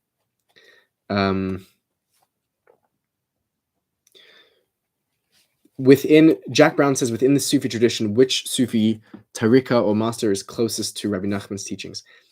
That's a great question. I don't know the answer to that question. Andre is here. Besides Maimonides, is there a Jewish philosopher / apologist that you would recommend? I think that you have to be more specific with your question, Tim. Recommend for what purposes? There are many, many, many Jewish philosophers besides Maimonides. I'm obviously particularly interested in the Jewish philosophical mystics, everyone from Ibn Gabriel to Cardavero to Luzzatto and Luria, the Hasidic philosophers and mystics, people like Herrera who are influenced by Luria and then incorporate Neoplatonism. I mean, that's a that's a very large question. Be more specific. Katrina says, quite wide bird eye horizon, new to your channel's Q&A.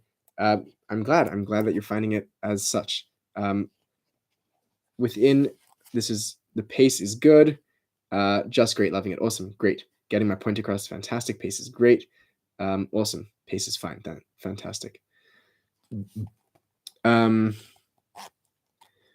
Conspiracy type meta government, I think, called Insider Interview with this insider guy goes over metaphysic with reincarnation. Babies are aware of their incarnation. I'm going to have to talk to some babies to confirm that hypothesis.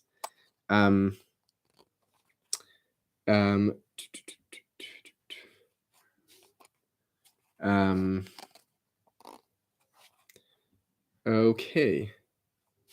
Hey, everyone. Hey, Zevi. I think this might be... Okay, let's try catch up with the chat, and then we'll get back to our main questions. Or the previous questions. Hello, everyone. Hey, Zevi. Sorry in case this has been asked before. I'm still new here, but I was wondering whether you're considering interviewing a Christian Orthodox intellectual one day. I would love to. We have interviewed a handful of Christian mystics, intellectuals, practitioners. We have not got any Orthodox, by which I think you mean Eastern Christian intellectuals. I would love to. If you know anyone that's active on social media and that would be down to come to the channel, shoot them in our direction, and let's do it. Do I have a favorite Eastern religion? Buddhism, Hinduism, Taoism, and why? That's a good question. I try not. I know this sounds boring, but I try not playing favorites. I think that sort of choosing favorites sometimes closes us off from seeing things which we may not otherwise see if we have favorites. There are really epic things, both conceptually, like philosophically, historically, and practices and mentalities. In all of those traditions, each one evokes like a world of meaning to me.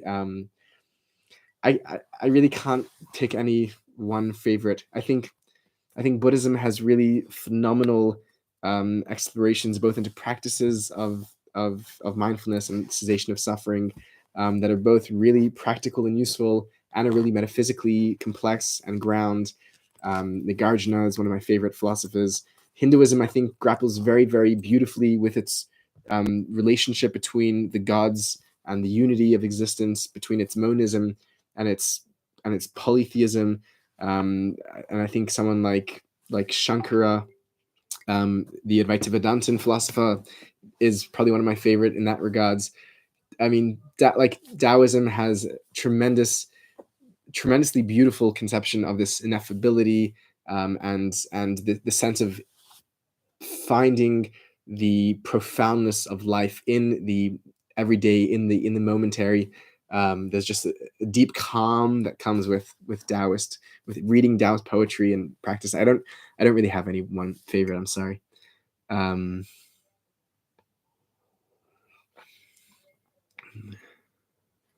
Okay. Ephraim says Hineni. Glad you're still here. I hope that you heard our answer, and I hope that it answered some questions for you. There's so many great questions here. Should we continue with the live chat, or should we try and answer the questions that people sent in earlier? Live chat is what people here voted. We're going to get back, hopefully, to the questions that people sent in. We had some great questions from Kassanad and from Mendel Jaffe and from Gaz Thompson, and we're going to get to those, hopefully. But let's see what's happening live here. Thoughts? Jafar Hus asks, thoughts on perennialism. So, good question. One which is difficult for me to answer because I'm in the process of thinking about perennialism, and I've been in that process for, I think, a few years now. Initially, I was very, very turned on to and by the perennialists, and a lot of my encounter with mysticism as a universal phenomena happened through the perennialists, happened through people like William James in the varieties of religious experience, who takes a perennialistic attitude quite explicitly, happened through people like Aldous Huxley in his perennial philosophy. Later, and that definitely served as a really great introduction to mysticism. Later, when one encounters more rigorous scholarship around mysticism, some of the more critical thinking shows up, some of the flaws perhaps in perennialism. And I've been working myself trying to think about those issues, think about what can be answered, what should be answered, what aspects of perennialism are simply wishful modern constructs, what space is there for wishful modern constructs and reconstructing historical narratives. These are all like very questions which literally keep me up at night. I say that with full seriousness. There's also a direction which perennialism evolves into, which is called traditionalism, which sometimes gets conflated, and I do not like traditionalism. I'll put that on record. I think they are angry people. They're angry at the world, angry at modernity, and I apologize to anyone here that's a fan of the traditionalists. I'm not. I'm a big fan. I'm still a big fan of the perennialists, and even though in my heart, even though in my mind, rather, I have lots of critical and skeptical questions about the rigor and methodology of perennialism, I think in my heart I'm still a perennialist, and I think that shows through a lot of my work. And there is something of a movement called neo-perennialism, which is like perennialism with the insights of modern scholarship. Maybe I'm a neo-perennialist. I don't know. These labels are like fun, but I don't know how much they hold. Why so many Kabbalists from Spain? What is it about Spain? Spain, a lot of Kabbalah does emerge from Spain. Early Kabbalah, as far as historians chart it, emerges from Provence, from southern France and Spain. What is it about Spain? Spain is a place, I mean, think about this historically. There's a lot of factors involved going into this. Should we try and answer this? So I think you have to look at what's happening economically. You have to look at what's happening religiously in terms of Christian and Muslim Europe. You have to look at what's happening in the intellectual history of the space for philosophy and for poetry and for literature and for mysticism to flourish. And you have to look at what's happening with Jewish migration patterns when it comes to mysticism, with Kabbalah in particular. What's happening very concisely, I think what's happening in Spain at the end of the 12th century and going into the 13th, which is where Kabbalah, as historians pin it, blossoms. You have a relatively, I should say, tolerant Muslim rule at the time, which is allowing ideas to flourish, whereas there is inquisitions later and sort of suppression of free thought going on under Christian Europe. Muslim Europe is a lot more free intellectually and philosophically at the time. That's not always the case in that moment. It's true. There's a lot of commerce happening. So when there's money, there's space for scholars to speculate and to do the good work which they need to push humanity forward. You see patronage happening from the kings of Spain towards scholars. I think similar material reasons that prompt things like the Renaissance are also at force over there. We speak about the Italian Renaissance in the 1400s, and historians speak also of a Spanish Renaissance that happens. And I think that part of that Spanish literary Renaissance is part of what's happening there at the time. I mean, great works of Spanish literature are also emerging, which I think is connected when you have just the general abilities for intellectual thought to come forward. I think Don Quixote writes at a similar period. So I think those are all factors working into it. I mean, this is all answering from not from like a spiritual metaphysical standpoint. This is just answering like as best we can understand about like material history.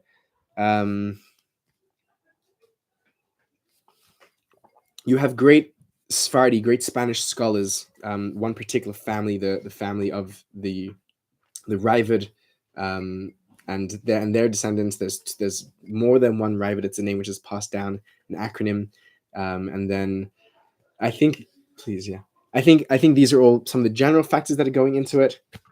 I think as well what's happening is that this is something which scholars point to a lot which is the response, both the response to Maimonides and the new discovery of the philosophical language to explain the mystical experiences that are happening. Because I think a full-grown mystical system needs both experiences, theories, and practices. So you have people experiencing mystical experiences all the time, but unless they have the language to put it into articulation, it's not going to go anywhere. And I think what you have at that moment in Spain, along with a lot of the intellectual activity, are philosophers like Ibn Gabriel, who are writing textbooks of Neoplatonism, who are also great Jewish sages. And I think the language that they facilitate to the Jewish mystics to begin to express in their own metaphysics very much is important for the birth of Kabbalah when it happens.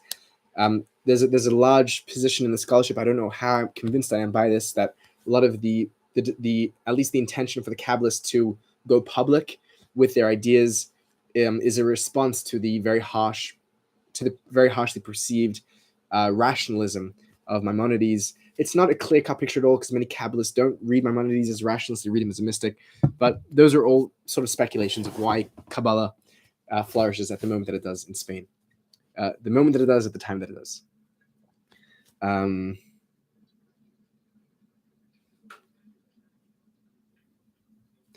Mediocrity says, you don't push a mountain, you pull it pebble by boulder. Nice. We are working on moving those mountains, as Mediocrities knows. Yes, as Justin points out here as well, there was a center of translation. One of the large works that were done during the Spanish Renaissance is the translation of works of classical philosophy, namely Greek philosophy, into Arabic. And whenever there's a major movement of translation, there's major philosophical birth and creativity and fecundity as well. Absolutely, that's part of that moment.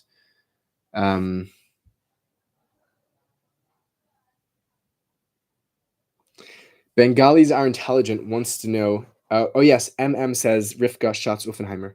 I think that was the name that I was looking for earlier. Thank you, MM. I knew it was one of those double last names. Bengalis are intelligent wants to know, what is female waters? By the way, I just gotta say, some of like these usernames are so funny. Like when they're not actual names. Like I see blah blah here. I see Sarah Stay Paid. They're quite funny. And I'm sorry if it feels impersonal that I'm referring to you by your username, but that's all I know. What is female waters? Female waters is a concept in Kabbalah called Maim Nukfin. I believe that's what you're referencing. Maim Nukfin is the counterpart, as you can guess, to the masculine waters. So in the Genesis narrative, God separates between the upper waters and the lower waters. And the Hebrew word for heaven, shamayim, etymologically means shamayim, there is water. And the Kabbalists say that the masculine waters are above, the female waters are below, just to use the language themselves, and then I'll try to explain what this means. And that these waters arouse one another through the arousal of the female waters. The male waters are aroused, and I think there's a few things going on here simultaneously in this bizarre language. One is just a sort of a themized description of what happens in the natural processes of precipitation and rain, right? The arousal of the female waters is when there's precipitation, where the waters rise up to the clouds, and then there's a downpour of the male waters, which then goes down the mountaintops, through the rivers and lakes, into the oceans, then back up. So this relationship between the upper and lower waters is some sort of early cosmological picture of there being waters above and waters below, and the relationship between them. That's level number one. Level number two, and I'm going to try and give three kind of explanations. Level number two is the human sexual waters. So we referred earlier to the sexual fluids, the seminal and vaginal fluids. There's this notion that the Kabbalists are not afraid at all to be sexually graphic and explicit. They see the human body as a temple to be explored. So if anyone here is immature or under the age of 18, maybe you can pause your live stream for a second. But basically, there is this reciprocal process in the human sexual experience of arousal in a heteronormative context, which we're speaking about here, between the masculine and the feminine, where there is almost this dance, which of foreplay, which is imperceivable. Who begins to arouse who? It's not very clear, and the Kabbalah is not very clear either, whether it is the above which arouses the below or the below that arouses the above. But there is definitely this description of the fluidity, the wetness, the waters that are aroused from below, that are aroused from above. I don't want to get too specific. I think anyone here can use their imagination, where there's all kinds of moments in the biological process where there's first some sexual fluid from the male, and then they're from the female, and then back the male and the female, and that process kind of erupts in the crescendo of fluids. What a kind of weird thing to say. That's level 2. Level 3 is read more spiritually and more metaphysically and more psychically, where the lower waters represents the human soul, mankind, and the upper waters represents the divine, the godly. And there's this process where those arouse one another, where there's a desire that we see going back to the language of the Bible, the desire that God has to be in relationship with humanity, and the desire that humanity has to be in relationship with God are not always in symbiotic relationships. Sometimes they don't line up. And we see that throughout the biblical narrative. But then there are moments of sort of this talk of you arouse me so that I can arouse you, so that you can arouse me, until they can have this union, this spiritual sexual union between the human and God. I think a great point of departure for a lot of this language, and a very rich depository of this language, is in the biblical book, in the Song of Songs, in chapter 5, where you have this dance between these two lovers, where one lover comes and says, come and be with me, and the other one says, no, I've already gotten undressed and changed into my pajamas and washed my feet. I'm not coming. I'm not inviting you in. And the other lover pushes his hand through the door, and the verse says that the responding line is that my innards, my waters within me were roused towards him. And the verse speaks about the hand which is dripping myrrh. This again a notion of this of sexual fluid, of this liquidity, which is this dual arousal. And then finally she opens the door and he's not there, and this whole drama, and that drama in the biblical text, which is clearly both at the same time sexual and spiritual, gets picked up and played up very heavily by the Kabbalists. And that's a bit of a brief overview, or more brief maybe, than of what female waters are in the Kabbalah. Great question. Damien Marchulets says, hi Zevi, do you have any thoughts on the connection between Kabbalah and music? Any text you should point to perhaps? We had this question earlier, and I believe we had a great suggestion here from Ephraim Gottlieb, who said that in Abulafia's Chaya El Mahaba, there is a discussion of Kabbalah and musicality. So check that out and let me know. Where were we at now? Let's see where we are in the chat. Okay.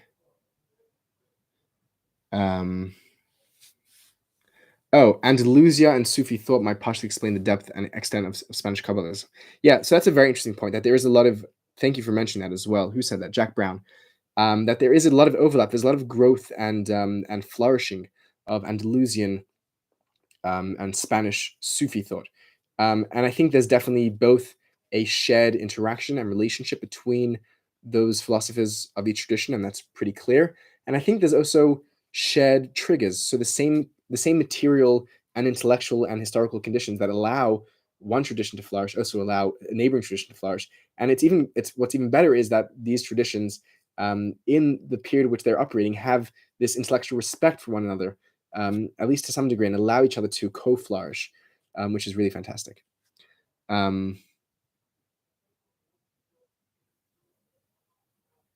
Okay.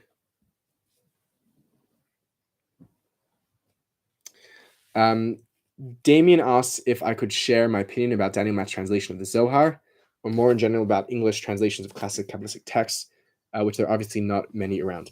So I think Daniel did a fantastic job translating the Zohar, a massive lifetime achievement, which we're all gratefully indebted to. Daniel is not just a translator, he's also a scholar of Kabbalah, and he's also a poet. And I think he was the perfect man to do it, and I think he did an incredible thing. I've enjoyed his translation and used his translation. Having said that, a translation is always a betrayal of a text, and nothing ever supplements the original text, because words are rich beyond translation, and words contain lyricism and innuendos and connotations and implications, and those cannot be translated. There's a very famous essay on the art of the translator from Walter Benjamin, and he says that poetry is that which cannot be translated. And so I think that if one really cares about these texts, one will not be able to access them with a translation, which does not mean that one shouldn't learn from a translation. But if one wants to really encounter a text, they should do what they can to try and have the linguistic skills to at least appreciate what's going on in the original language. There's a great quote I just came across from Virginia Woolf. She said that words are full of echoes, of memories, of associations. Naturally, they have been out and about, on people's lips, in their houses, in the streets, in the fields, for so many centuries. Virginia says this specifically about the English language, the English words, but this applies to every language. And you don't get these echoes, these memories, these associations in a translation. So what can I say? Helen says, hi, I'm from Iraq. Hi, Helen. I'm from Australia. Very nice to meet you. Thank you for joining us. We have a lot of Arabic here, and I don't read Arabic. Talking about not being able to read original languages, I can't read Arabic. I have a bit of mastery over Hebrew and Aramaic and Yiddish, but Arabic is not one of my languages. I would love to learn Arabic. So I apologize to whoever's written all the Arabic here, but I cannot read it and I cannot answer it. Taoism is awesome. Hell yeah.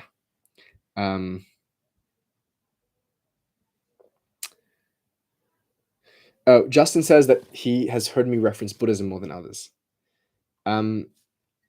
Perhaps I think maybe the reason why I've mentioned Buddhism more than others is because Buddhism is actually a very tricky tradition for scholars of mysticism, with many scholars of mysticism saying that perhaps Buddhism is not mysticism, or giving definitions that don't include Buddhism because of how agnostic at times and how deconstructive Buddhism is. So as sort of a tradition which breaks the mold, it may be more important to speak about sometimes. But I don't have any particular preference for Buddhism over Hinduism or Taoism. I don't think that's the case.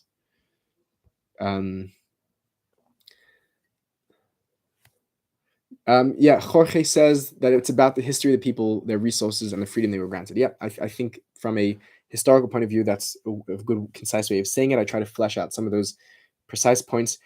I think as well, there are more than one ways to answer a question. I think we could also answer the question from within the tradition itself, from a spiritual and metaphysical perspective, but that may be a bit more complex. MM says, thank you for answering. Thank you for asking.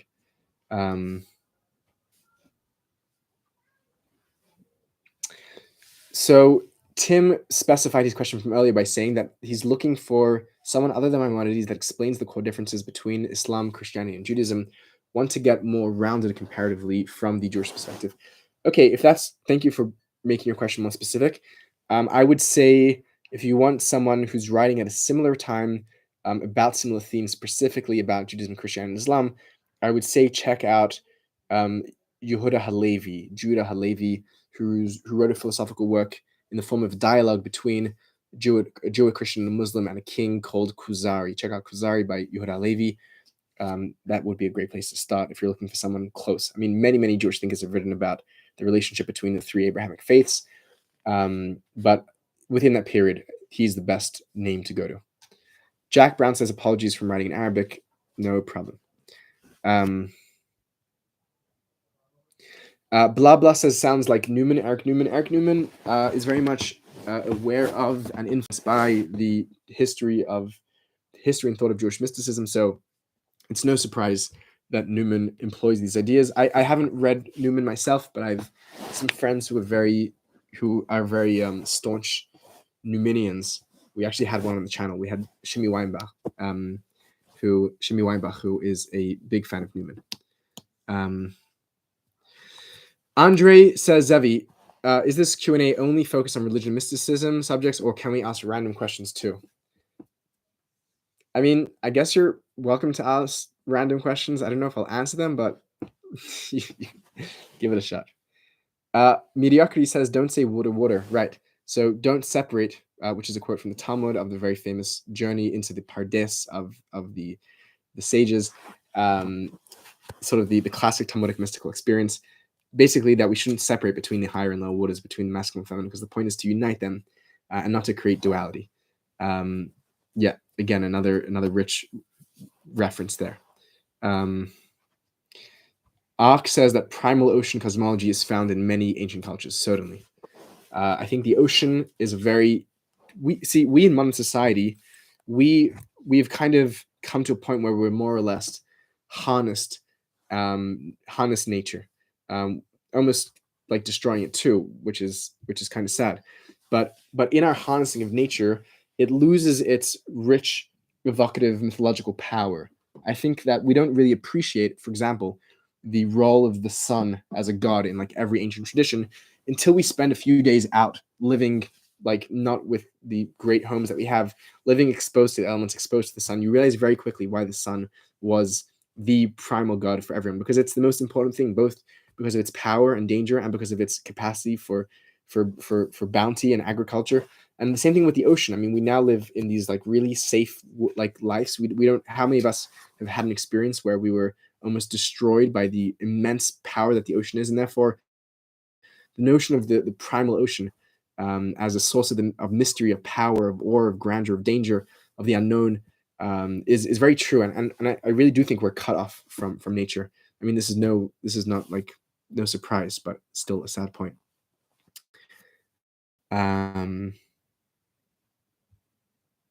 Adam says kol hakavod. Thank you, Adam. Do you do any Kabbalists or? Okay, Andre asked, do any Kabbalists or a study of why Jerusalem, Mount Moriah, has this history of being sacred for 3 different religions? It's an interesting question. I know obviously a lot more about the centrality of Mount Moriah and Jerusalem in Jewish thought, in Jewish mysticism. Jerusalem, and specifically the Temple Mount, and specifically the foundation stone, is seen Kabbalistically as the umbilical point from where created and where the energy of God continues to flow into the world. Interesting. Okay, what I want to do is, for a second, this live chat is continuing to pop, which is awesome, and I'm going to come back to it. I want to just go back to 1 or 2 questions from the non-live questions that we had from earlier, answer a question or 2, then come back to the live chat. And I think it seems like people are staying and enjoying, so I will continue to stay and enjoy with you and add my 2 cents to your questions, which are wonderful questions. I think your questions are better than my answers, to be honest. Okay.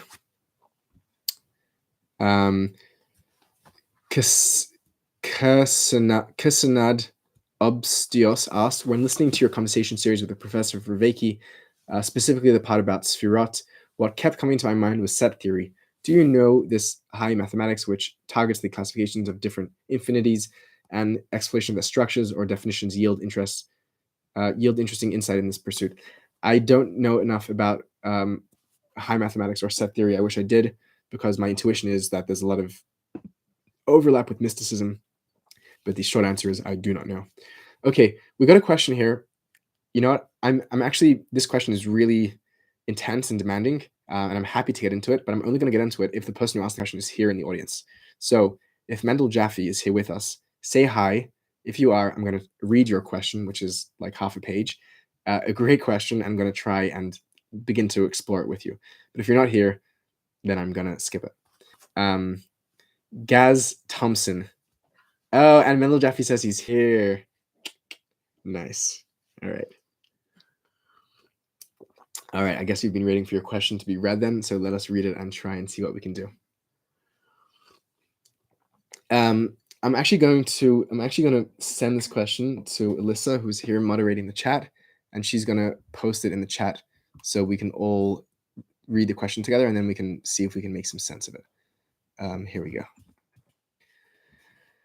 Oh, thank you. And while that is sending, Enemy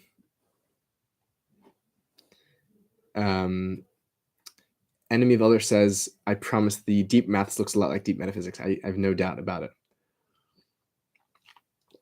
I am going to come back to the live chat. don't feel like I'm neglecting you. I'm just waiting for Alyssa to post the question once WhatsApp sends it. Oh, is my phone?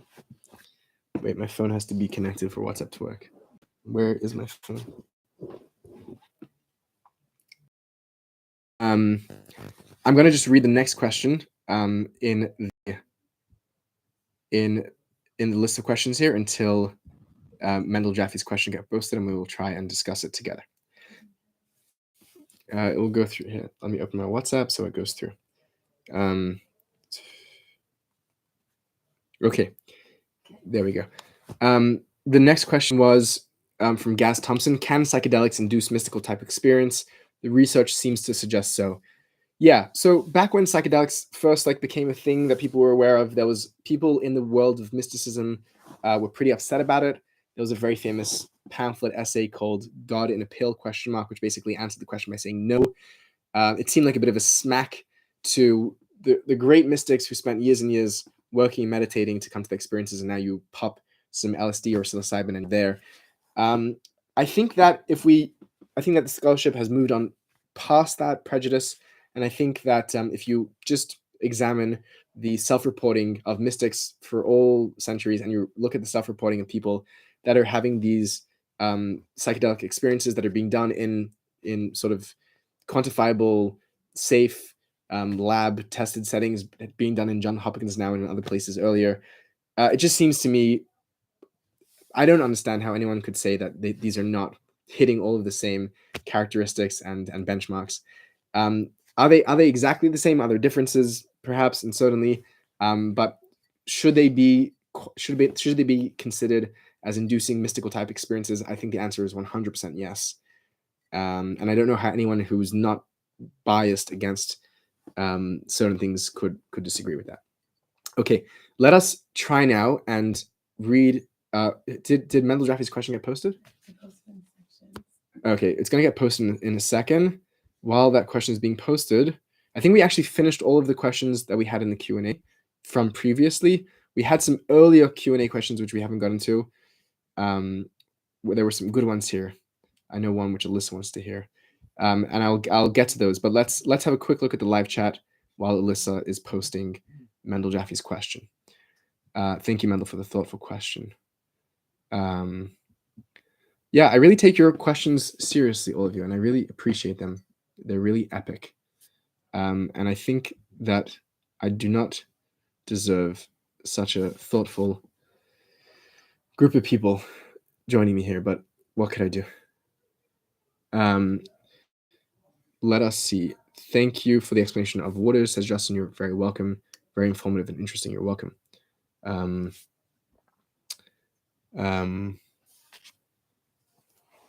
Robert Brinhurst says you have to make the journey to the poem. Nice. I think that's in relation to what we were speaking earlier about translation. Oh,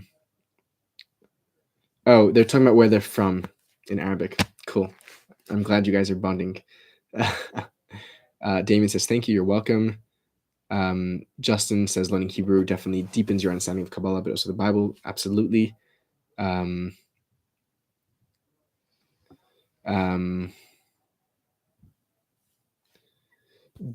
Jack Brown asks, do you think there's a link between the various Hasidic dynasties, monastic orders, and the Sufi or Buddhist schools in that different temperaments require different spiritual traditions? Interesting question. I thought you were going to ask a different question about the way that these things evolve historically, in the fact that they evolve dynastically or by orders or schools. But you're asking, within the different traditions, do the different orders serve different people? I think the answer is definitely yes.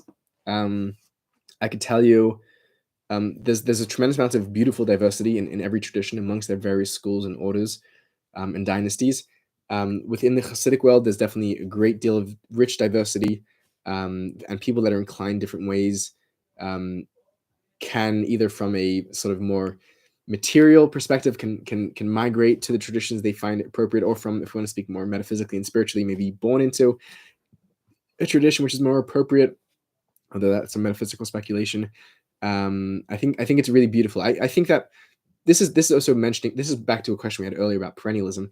I think one of the downsides of perennialism is that it makes all mysticism just one big one big milkshake, and there's no distinction at all. And I think part of the beauty of mysticism is the diversity of mysticism. We talk a lot about the unity of mysticism, but it's a unity. It's a unity which contains a diversity, and I never want to eradicate that diversity, neither between traditions or within traditions. So thank you, Jack Brown, for pointing that out. Andre, who asked permission to ask random questions, said, "Where were you born, Zevi? And where are you from, fellow chatsman?" I'm from Brazil. I was born in Sydney, Australia. Ram Kitty has an interesting point here about biodiversity and agricultural civilizations. Yes, MM says that the literal translation is translation traded, but also translation is distortion. I think translation distortion may be a harsh word. I would say translation is an interpretation. I think that's necessarily the case. Ox says that the closest analogous thing we humans have to an infinite absolute is the ocean. Very cool. Maybe also the infinite starry sky at night.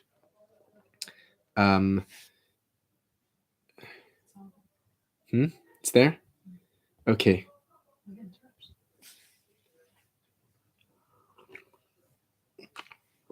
What's my favorite fiction? My favorite novel? I've been reading a bit of fiction lately. I really like Kurt Vonnegut. I've been reading some Murakami, Japanese author.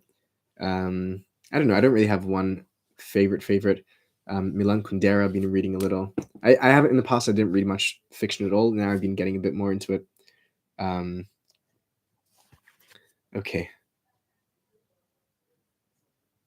Someone recommended here a book on set theory, which apparently is easier than it sounds, called From Helmus's Native Set Theory. So thank you very much. Where are we up to in the chat? See. Sorry, it's jumping around a little.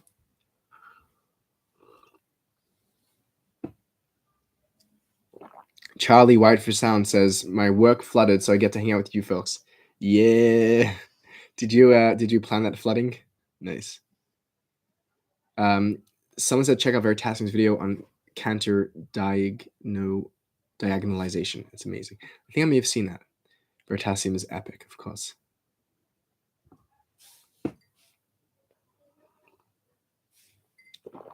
Okay.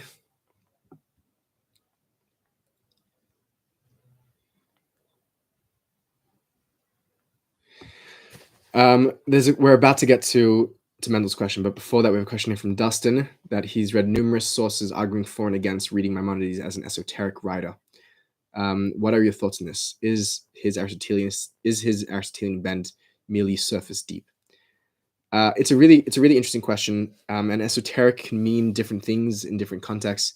I think Maimonides as an esoteric writer can both be asking whether he is writing as a mystic in that connotation of esoteric. I think those words are different and mean different things though, and I hope that's clear by now. I think esoteric also means that he's just hiding what he's saying, and I think the best case that was made for that was by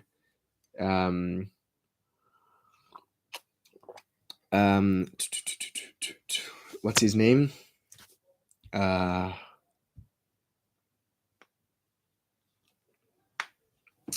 One second.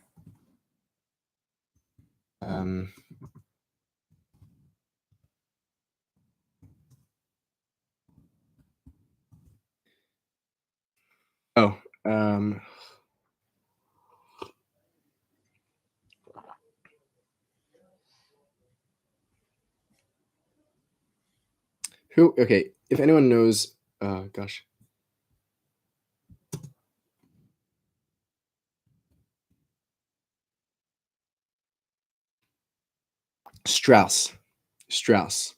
Leo Strauss wrote a book on reading Maimonides esoterically. Maimonides is writing at one level, concealing a deeper agenda. And it's quite clear that Maimonides is doing that because he writes in his introduction to the guide that he's doing that. It's like it's there. He writes about the silver lattice, which conceals that which is beneath it. But in terms of Maimonides as a mystic and his Aristotelianism being just surface deep, I don't know, and I don't think he has to be just a surface deep Aristotelian to be a mystic. I think he could be an actual Aristotelian and a mystic. I'm not saying Maimonides is a mystic. It's a case which is made. It's a complex thing. You know what? I actually, this is a topic which has come up a lot.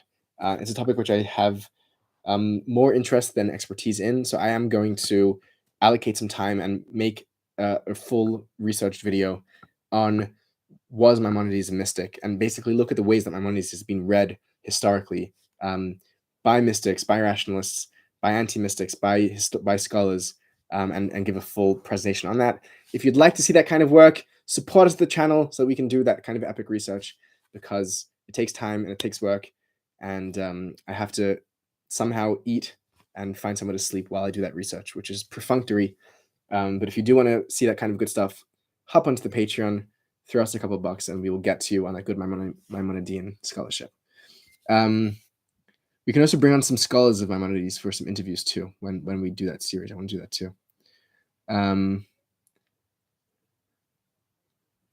Yes, there's definitely a lot going on here on the mathematics side.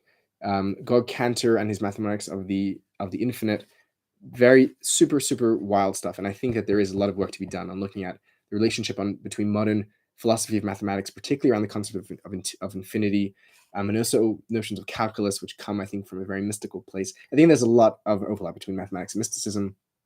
I wish I was better at pure mathematics than I am.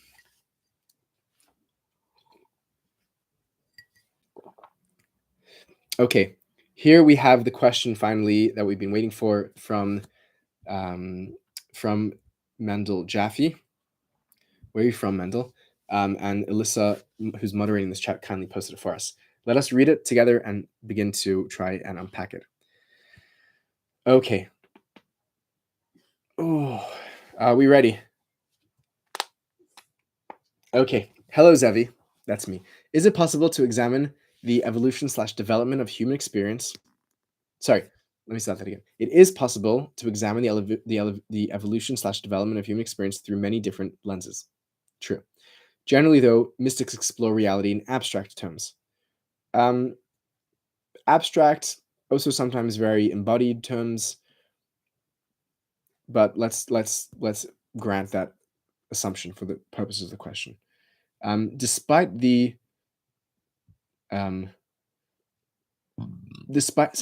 spherot corresponding to the structure of the human body, the spherot are generally conceived of in terms of mental constructs.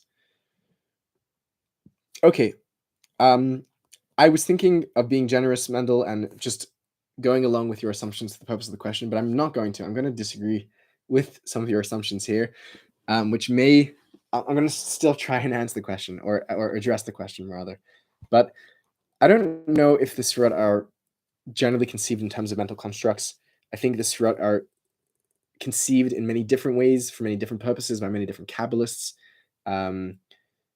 We may be speaking here, you may be more familiar with the Hasidic conceptualization of the spherot, which does put a premium on the psychological or the mental construct side of it. But I think the spherot play a very important metaphysical role, as we spoke about earlier, as that part of the divine which manifests and interacts with and through which God expresses and creates the world. And that is, I would not say that's a mental construct. We have notions of the spherot in that schema, sort of as the great chain of being, the Seder Ishtalshalut of the mystics, which operates not simply on a mental level. I would say it's on the level of the ontological, on the theological. These are really good questions, and the space and the boundaries and borders between ontology, theology, psychology are difficult questions. But let's not say that the spherot are entirely conceptualized, or even generally conceptualized as mental. But let's continue with the question. Which functions to break up mental and emotional experiences into distinct conceptual phases. So within the spherot, there is a process which we could see as breaking up the mental. What were the words used? The mental and emotional experiences into distinct conceptual phases. I don't know if they're distinct conceptual phases. I think that the way we see them, because they're numerically represented as such, as 10 points on a phase, maybe misrepresentative. I think that we're better to understand them as I think they're intended, which is really a spectrum, or as degrees of something, which aren't really distinct. I mean, if you look at a rainbow, right, the rainbow seems to have 7, 8 colors. How many colors does a rainbow have? But really, if you look closely, there's no really exact point where one color begins and the other ends. There's sort of medians within the wave where you can sort of, which is furthest from the others. But I think instead of conceptualizing the spherot as really distinct conceptual phases, think about them as the high points of sort of waves along the spectrum. And I think that the separation between the mental and the emotional, and the emotional and the expressive, are not really truly distinct. And as well, remember, and you know this probably, that the spherot interpenetrate one another. So you have chesed in gvura, and chesed in tiferet, and chesed in netzach, chesed in hod, chesed in malchus, and then you have malchus and chesed. You have each one is in one another as well. So let's not think that they're so distinct. Sorry for busting up the question here. I'm just trying to be. I think I'm intimidated by the question, so I'm trying to undermine it before I have to answer it. Sorry. Are you aware of Kabbalists who emphasize the role of somatic bodily experiences plays in moving the individual humanity towards the perfection of self in the world? Yeah. Thus de-emphasizing the role of abstraction in obtaining higher states of consciousness. So I think there's a good case to be made. This is actually the case that Lawrence Fine makes regarding Lurianic Kabbalah. Lawrence writes very beautifully. I recommend this book. It's very clear. He talks about the embodiment of the Lurianic practice, and I think this is not true just for Luria. I think this is true for many great Kabbalists, whether that's someone like Jikatilia or Abulafia or the Ramak. I think this is true for many of them. He says that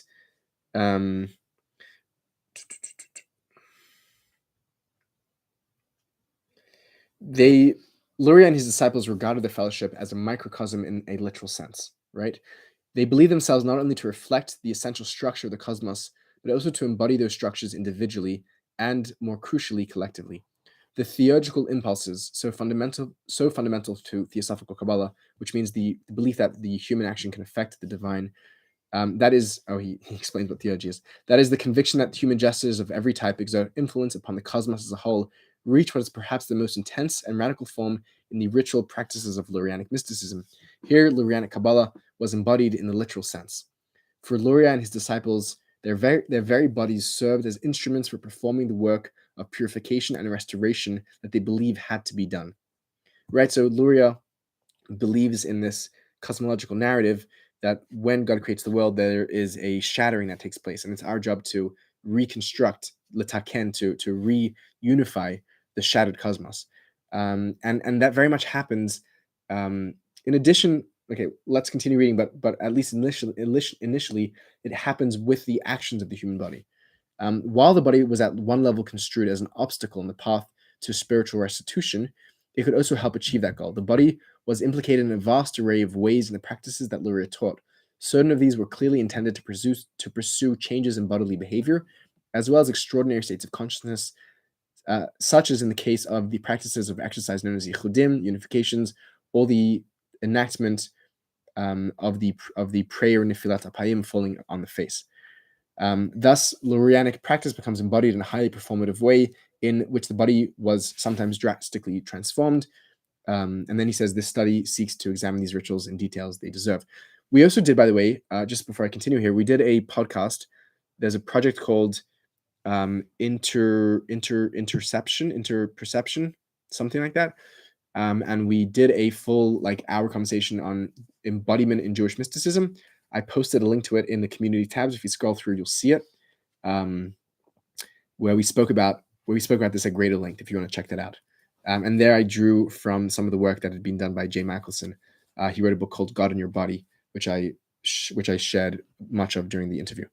By identifying the ways in which Lurianic Kabbalah is an embodied phenomena, writes Lawrence, I hardly intend to go to the other extreme and suggest a radical dichotomy, and this is very important, listen to this, a radical dichotomy between its embodiment on the one hand and its intellectual or ideational aspects on the other. In fact, and this is a very bold claim he makes, and he's, I think, an expert in this field, so this is a strong claim. In fact, there is absolutely no mind-body dichotomy whatsoever in Lurianic Kabbalah, and its study ought not to privilege one at the expense of the other.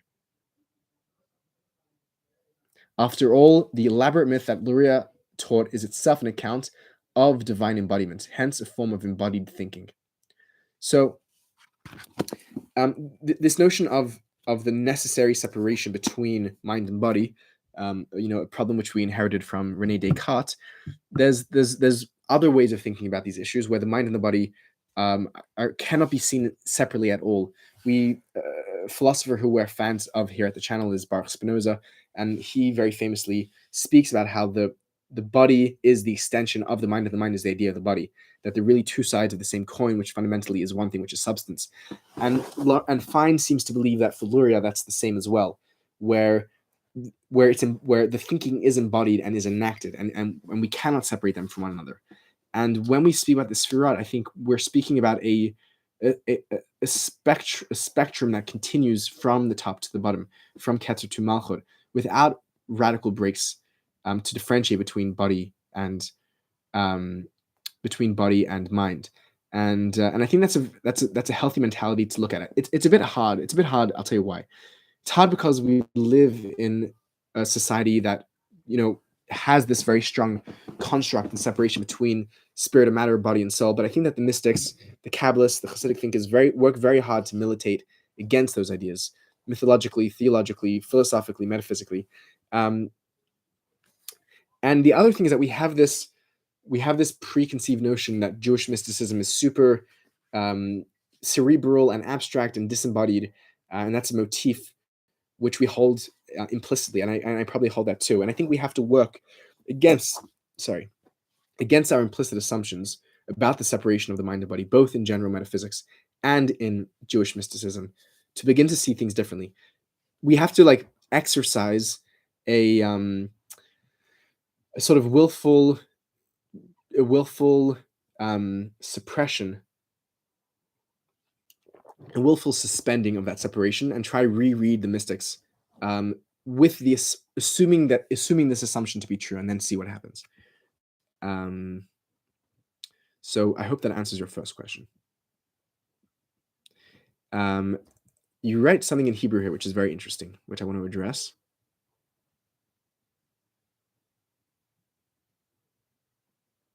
Yeah, so Kabbalists who emphasize the role of the somatic bodily, certainly. So I think that a lot of Luria's work is somatic and bodily. I think a lot of Balafia's work in terms of breathing and body movements, head movements, vocalization. Idel has done good work on that. Is an embodied thing. The vocalized as vocality, speech as that which God creates the world with, and that which the mystic reunites back to God with through prayer and through Torah. And speaking is an embodied thing. It's not an abstract, cerebral thing. Like I can feel my throat being sore from being here sitting with you wonderful people for 2 and something hours. And Alyssa kindly made me a cup of tea. So my embodied experience being here with you through my vocalization is improved, and I'm able to continue. You write over here that Hanashama Nizonim min haguf. I want to open that a second, because that's really interesting what you write. So, and I'll tell you why I think it's interesting in the direction that we've just been speaking. So generally, in general Jewish theology and general theology at all, it is the soul which is the batteries, the soul which is the energy, which powers the body, this inert dead thing. And without our soul, which God had given us, then the body would have no capacity to exist, and we would die. And the difference between a dead body and a living person is the soul, the energy, the divine battery that's in them. Okay, that's the general theological schema, which we all know. There's a quote which appears earlier in rabbinic literature. I have to find out the exact source, which is quite enigmatic, which then gets picked up by the Jewish mystics in quite a radical way, which is that in the eschatological period, in the end of days, in the Messianic era, this order, this process of the body being the dead inert thing, being energized by the soul, which is the living thing, will be flipped somehow, where the neshama will give energy, will give life to the body. Sorry, the other way around, where the body, my apologies, it will be flipped, where the body will be that which gives energy to the soul, which is like a crazy statement, which makes no sense, right? It's like saying, like, when the clock strikes 12, the remote will power the batteries. Like, it doesn't, that's not how batteries and remotes work. So it's kind of a radical statement, which is quite a popular statement considering its radicality, because what it's doing is actually inverting the order of supremacy of body and soul, saying that the source of flow of the flow of energy is actually turned around, is flipped around in the end of days, which means that the end of days is really revealing what's truly the case all the time, which really means that the body is that which is supreme to the soul, which gives it energy. I'm going to speak about this more in the upcoming series on Hasidism, about this fourfold process, where Hasidic mysticism raises, lateralizes, inverts, and obliterates the body-soul dichotomy. But I think what's a very interesting point here is that, and I think what this line is actually getting us to try and think is, it's trying to get us to think in categorical ways that are entirely different to all of our theological training, and in pushing us in that direction, in thinking that it's impossible that the body could give energy to the soul, that we may come to think and realize we're being prodded in the direction of thinking that there is no body and soul, that the soul is body and the body is soul, that they're one and the same. There is no difference. They're realized in one another as being nothing other than each other. And this is not something which I'm making up. This is a quote from Yaakov Yosef of Polnoi, a early Hasidic mystic. And I'm going to read it for you because I think it's pretty crazy. Let me see if I can find it really quickly.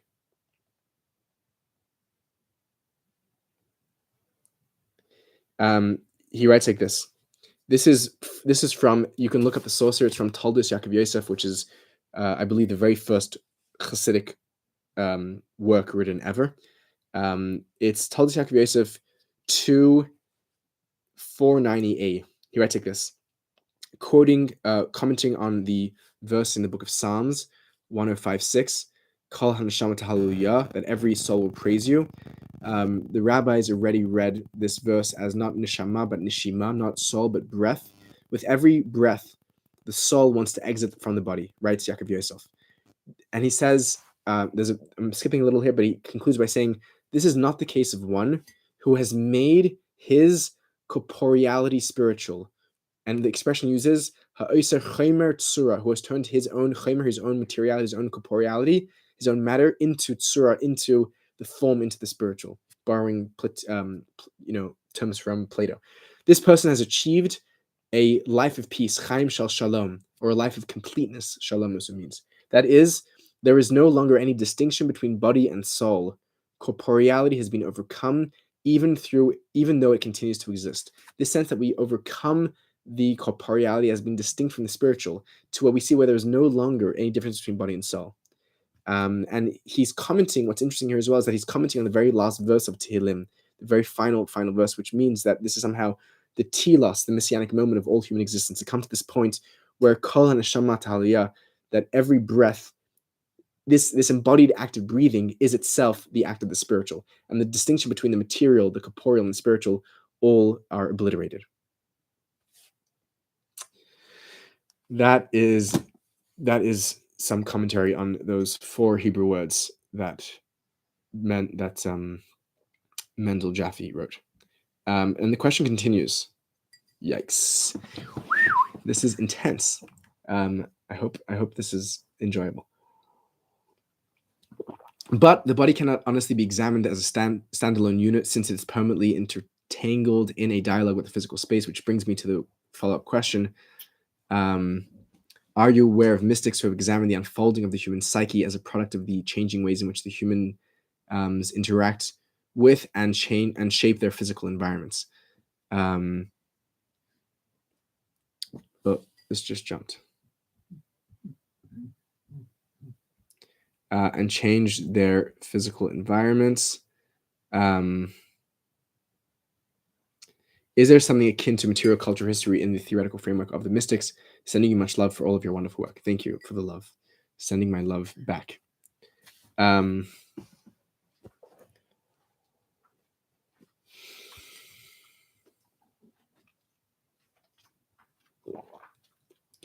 This is a great question. I want to hear more about your speculation, because I feel like this question is coming from somewhere specific. So reach out to me on email, Instagram, Twitter. We're available on all platforms. And tell me a bit more about where this question is coming from, so I can perhaps guide you in looking for some kind of answer. Oh, right.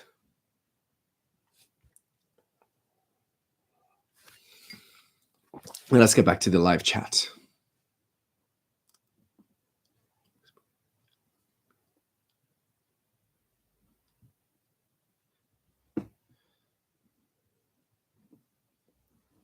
MM says, in connection with Mendel Jaffe's question, if all experience is mediated, given our perceptual cognitive limitations and everything we believe ourselves to be perceiving is constructed representation based on conditioning of something that eludes us, our minds and phenomena, how do we go about discerning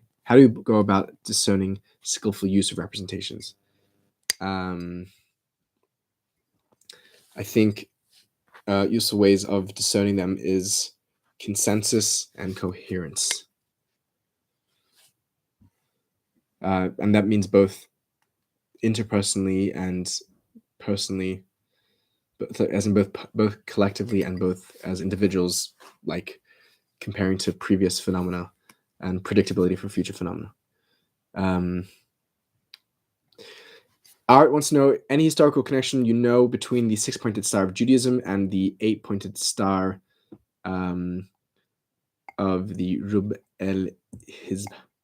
I don't know. The 6-pointed star of Judaism is also quite a late phenomena. It doesn't really appear, as far as I understand, until the 16th century or so as a Jewish symbol. So that's important to know.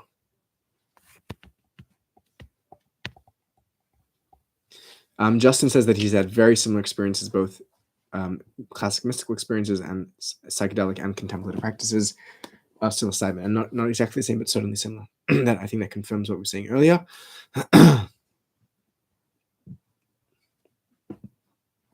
Someone says, hey, Alyssa, what you're describing is essentially what Orthodox Christians refer to as deification. Sufis and Kabbalists have similar concepts. Yeah, that's kind of what we were referencing earlier. In Kabbalah, we have the notion of hitkalalut, or as a more specific term, a more general term is dveikut, where the human becomes deified, and that's a wild thing, which I'm fascinated by. Do you think drugs can be useful in the spiritual path, since many traditions smoke hashish or use sacred plants? I think they can be useful. I think they can also be detrimental. That's a short answer.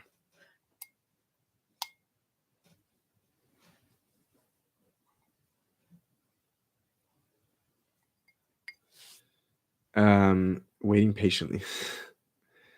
Okay. Da da da da da da.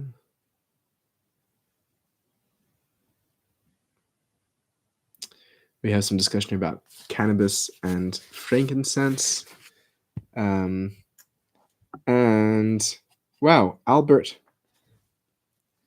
Alami just sent in a $25 donation. Thank you so much. That's very, very kind of you, Albert. And Rectal Brown earlier sent in £2. It was very sweet, and asked where to start with Shalom, and my thoughts on Eckhart. start with Shalom's major trends of Jewish mysticism. That is his magnum opus, for good reason. Also read his Origins of Kabbalah, and there's one called Just Kabbalah. His work is really, really fantastic. Thoughts on Eckhart. I love Eckhart, and read Bernard McGinn's work on Eckhart if you want to get more into Eckhart. I'm just going back through the chat here just to make sure that I didn't miss anything. Newton was half mystic in his later writings. I think Newton was whole mystic, and I think it influenced his science as well. I don't think we can separate between his science and his mysticism. What number is infinity? Infinity is the number 8 tipped over on its side. I say that jokingly, but the number 8 actually, according to Kabbalah, is the number of infinity. 7 is the number of nature. 8 is the miraculous, the transcendent, or the infinite.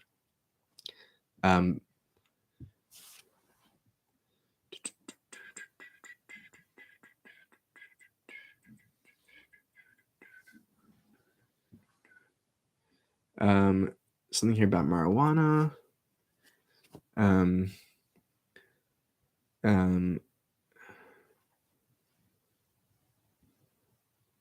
Do you know Rav Yosef Saltun? No, I don't. I'm sorry. Ram Kitty says, hold up the book longer, please. There's the book. Oh, Angela from Angela Symposium is here saying, congratulations, Evie. You deserve it and wish you great success. Thank you so much, Angela.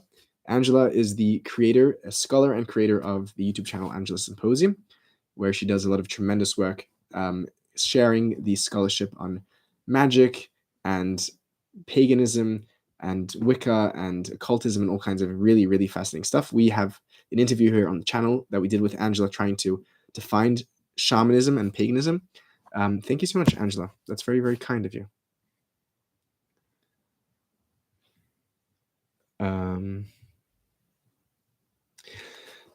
Someone here with a Russian name recommends that I read Leibniz as well if I'm enjoying Spinoza. I would like to read the Monadology. I need to get my hands on it. Yeah, Ram Kitty writes that there's neutrons in your gut. Neurons. And your gut brain connects your gut biome to your brain. That's wild stuff, that there are actual brains in other parts of our body besides for our brain up here. Actual neurons that look like brains. That's really, really wild stuff. We have the same thing in esoteric Buddhism, certainly. We need to offer me a break. Let's see how much longer we go for. We're coming soon on 3 hours. Maybe we'll stop at 3 hours. Oh, you guys are so sweet. Zevi, take a break. We'll wait for you. That's really kind. Sorry that I'm just reading the live chat later. It's a bit of a delay here because I'm just trying to work my way through. Some of these things take time. Fun fact, when we're just a bunch of cells, says Ark, there's a split between one daughter cell forms the line from the entire nervous system. Its pair is the line and the entire digestive system. Wild. Which Ram Kitty says is not the same as Tsum and emanation. Nice. Chelsea, hey Chelsea, says that she's looking forward to the upcoming series. Thank you. I hope it's well received. Body is just hard soul. Nice. Universal consciousness that we share biological entities like phone sharing Wi-Fi, quantum physics. What up? I do sometimes imagine the crucifixion as a representation of truth's reliance on our articulations. Interesting.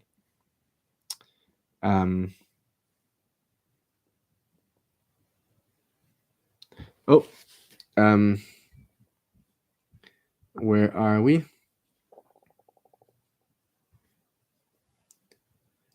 We have a recommendation to read 4th century Kumarajiva and others, much about corporeality, materiality, subtle to gross. Okay. Hey, look who's here. It is Justin Sledge from Esoterica, sending my admiration for you and your content, brother. Owe you a question? Owe you an email? Question. Favorite Kabbalist or School of Kabbalah? Yo, that is a rough question, Justin. Firstly, thank you, Justin, so much if you're still here with us. And even if you're not, that's very, very sweet of you to stop by. and to share your admiration. Whoever here does not know Justin's channel, Esoterica, go right now and subscribe to it because he's doing incredible work on the esoteric side of history, philosophy, and religion. And yes, I'm waiting for your response to an email which I sent you. Looking forward to hearing what you think about that. I was also trying to find that book from Charley that you were looking for. I didn't find it though. My apologies. Favorite Kabbalist or school of Kabbalah? My favorite Kabbalist, I would have to say, is, and I know before I said that I don't pick favorites, but I'm going to say this only because Justin asked. And this changes like all the time from week to week. So don't take this as like definitive. Don't go like writing on like the tabloids that Zevi has a favorite Kabbalist and is like dissing all the rest of the Kabbalists. But right now, my favorite Kabbalist is Abraham Cohen de Herrera. And I think for you, Justin, that won't need much more explaining. And I think the school of Kabbalah that is my favorite is the one which is related to Abraham Cohen de Herrera, which is the school of Kabbalah which emerges in Renaissance Italy, which is an offshoot of Lurianic Kabbalah. Herrera claims to be a student of Sarugu, claims to be a student of Luria, which scholars believe that he was, although that's debated certainly.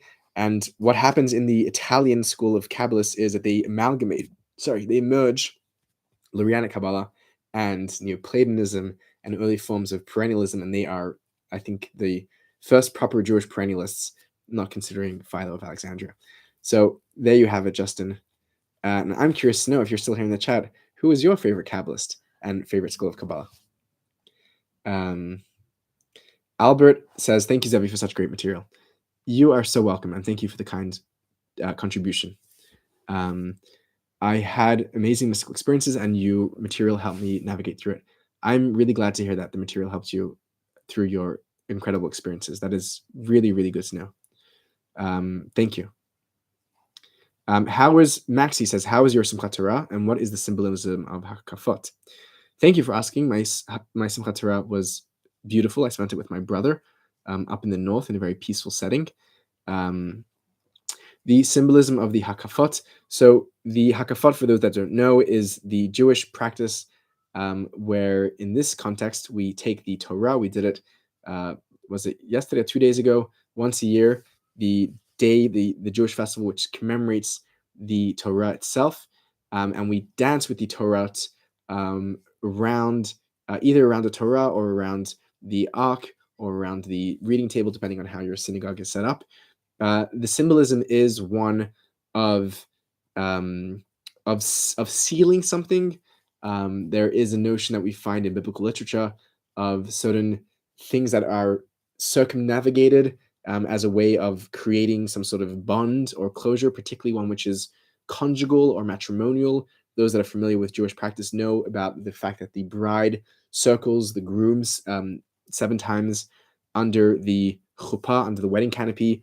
And the imagery of the high holidays is very much one of marriage between God and Israel, and that is seen as being sealed on the end of Sukkot, which is a 7-day celebration, celebrating the 7 days of post-wedding, and that notion of, again, of circling, of encircling, via stichli, of surrounding, of tesoveveni, of this idea of this encompassment. Is a very rich idea connected with the idea of the sukkah. There's a lot of Kabbalah about this, but I think that might be enough for now. Chelsea says, congrats, Evie. I hope this stream is uploaded. Would love to listen to it in the future. Grateful for the stream. It was great for my lunch break. Would love a video on Newton too. Yes, this will definitely be uploaded as soon as it's done. And thank you for joining us. And I hope you enjoy it in the future as well. Yeah, I would love to make a video on Newton. That's definitely in the cards. Definitely in the cards. Jonathan says, I really enjoy your channel. This is all new to me, but it seems very familiar. I don't know why. I'm in Florida. I'm not religious. Spiritual, yeah. I like what you are teaching now. Thank you, Jonathan. We don't particularly pitch ourselves as religious or that we're trying to serve a religious audience. I think that mysticism and religion are often overlapped and conflated. But there's also space to speak about them separately, and I think there is space to be secular, whatever that means, and mystical, whatever that means. If you're interested in philosophy and a philosophical exploration of mysticism, you're in the right place. Thank you for joining us. Let us see. Justin, who's still here with us, says, me, ? No idea, though I think I prefer Cordovero to Luria Vital Sarog. Fair enough. I'd be curious to know why you prefer Cordovero, but I have some guesses. Someone whose name I still can't read because it's in Russian numerals just gave a donation. Thank you very much. Okay.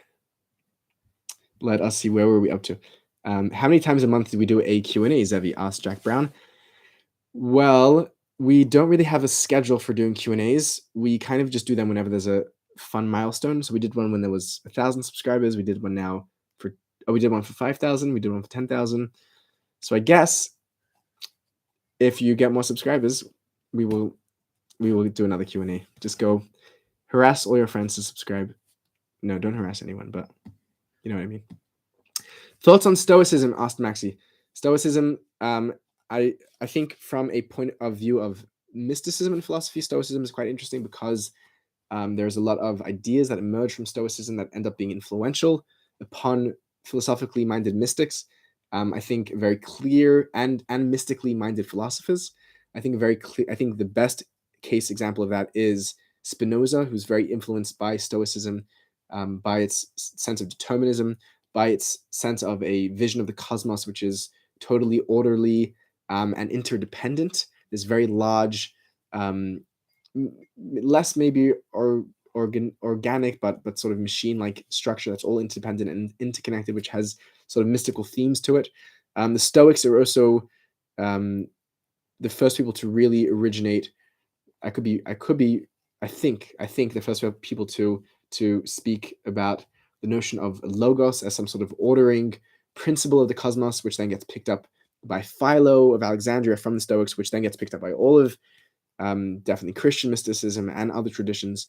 So Stoicism plays a very interesting, I think, neglected role. I think we have this kind of pop Stoicism today on YouTube, where we read some like inspirational quotes from Marcus Aurelius. But I think that spending some time actually getting into the metaphysics, the cosmology of Stoicism, is a very, very, very, very interesting and perhaps neglected ancestor of philosophical mysticism.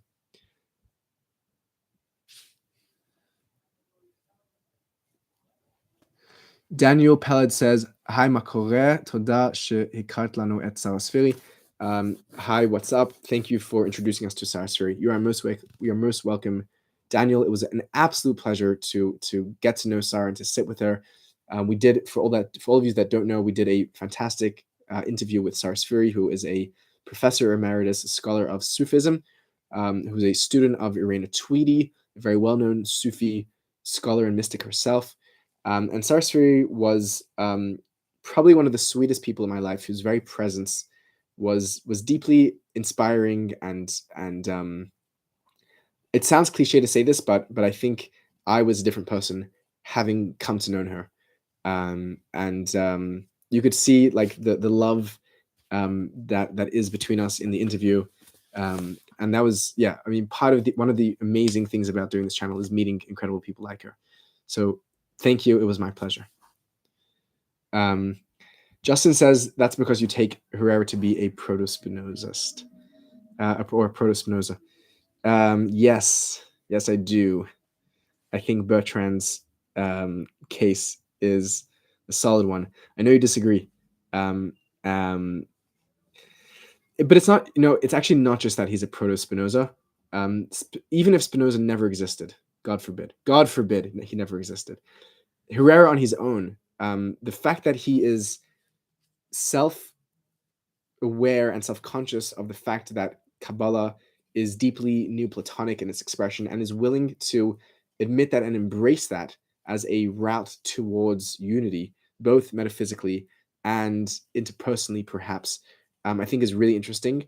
It's his conscious philosophical syncretism that's being done, I think, with finesse and beauty, which is very, very interesting to me. I'm doing some work now, on the Druze here in Israel, interviewing them. And they also share that as well, at least in their early thinkers, where they're freely borrowing and adopting and relating to the philosophical schools which surround them, particularly a lot of Neoplatonic thought as well. And they do it in a way that where they're open to admitting to it and talking about it and quoting directly from Plotinus and from Al-Farabi. And that's really that intellectual honesty and transparency and clarity. And that's sort of that quest to unite the best of the mystical with the best of the rational, the best of the philosophical, of whatever day, and the best of the scientific in whatever day we have. To me, Herrera really represents that. And he's not the only person, of course. I think Eliyahu Ben Amozeg is another person who's doing that. Almelo, related to him, is doing similar work. Menashe Ben Yisrael is doing similar work. It's that spirit which really attracts me to Herrera. I'm curious, Justin, what you think. Justin is a phenomenal scholar of these fields, and it's so much fun to bounce these ideas off you. Is there a Kabbalistic practice of chanting names of God? I'm getting very into kirtan and would love to know if there's a tradition of this idea within Judaism. Us is Nina Rubinowitz. Yes, there is. I would recommend checking out Abulafia's meditations around the names of God. It is different than kirtan. It's I would say it's less mantraic, if that's a word, less mantra-like and more contemplative. That's a weird distinction. I'm not that it's slower and more like introspective and opening up the space of the vocalization and the physiological changes that happen when we make those noises. Check that out. A quick Google should pop up some stuff, because I'm sure you can find some already like Safari source sheets. There's already like circles and groups that do these kinds of chanting practices, Abulafian chanting practices together. Jesse Ram says you're the best. Oh no, you're the best. Andre says doubt what makes Lurianic Kabbalah Lurianic. What makes it Lurianic is that the person who is responsible for teaching it, his last name is Luria, so it's named after him. Is that what you're asking, or you're asking what is like definitive? What is Lurianic about Lurianism? Let me know if that's what you're asking.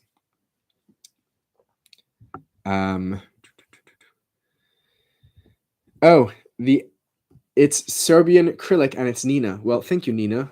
Thank you for telling me your name. That's very beautiful. I can now call you by your name, and thank you for your kind donation. Justin, who is still here. Yo, that's Justin. So cool. Sorry that it's like very delayed responses, because I'm like just scrolling through comments here. There's a lot.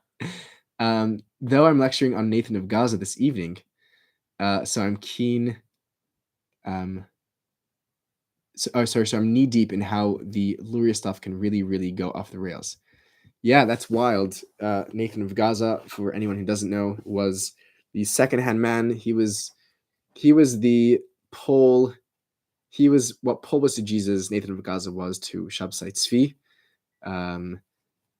And I would love. I think that you are gonna record your class and put it on your channel, your wonderful channel, and I hope you do, so I can watch it too, because I learned so much from you.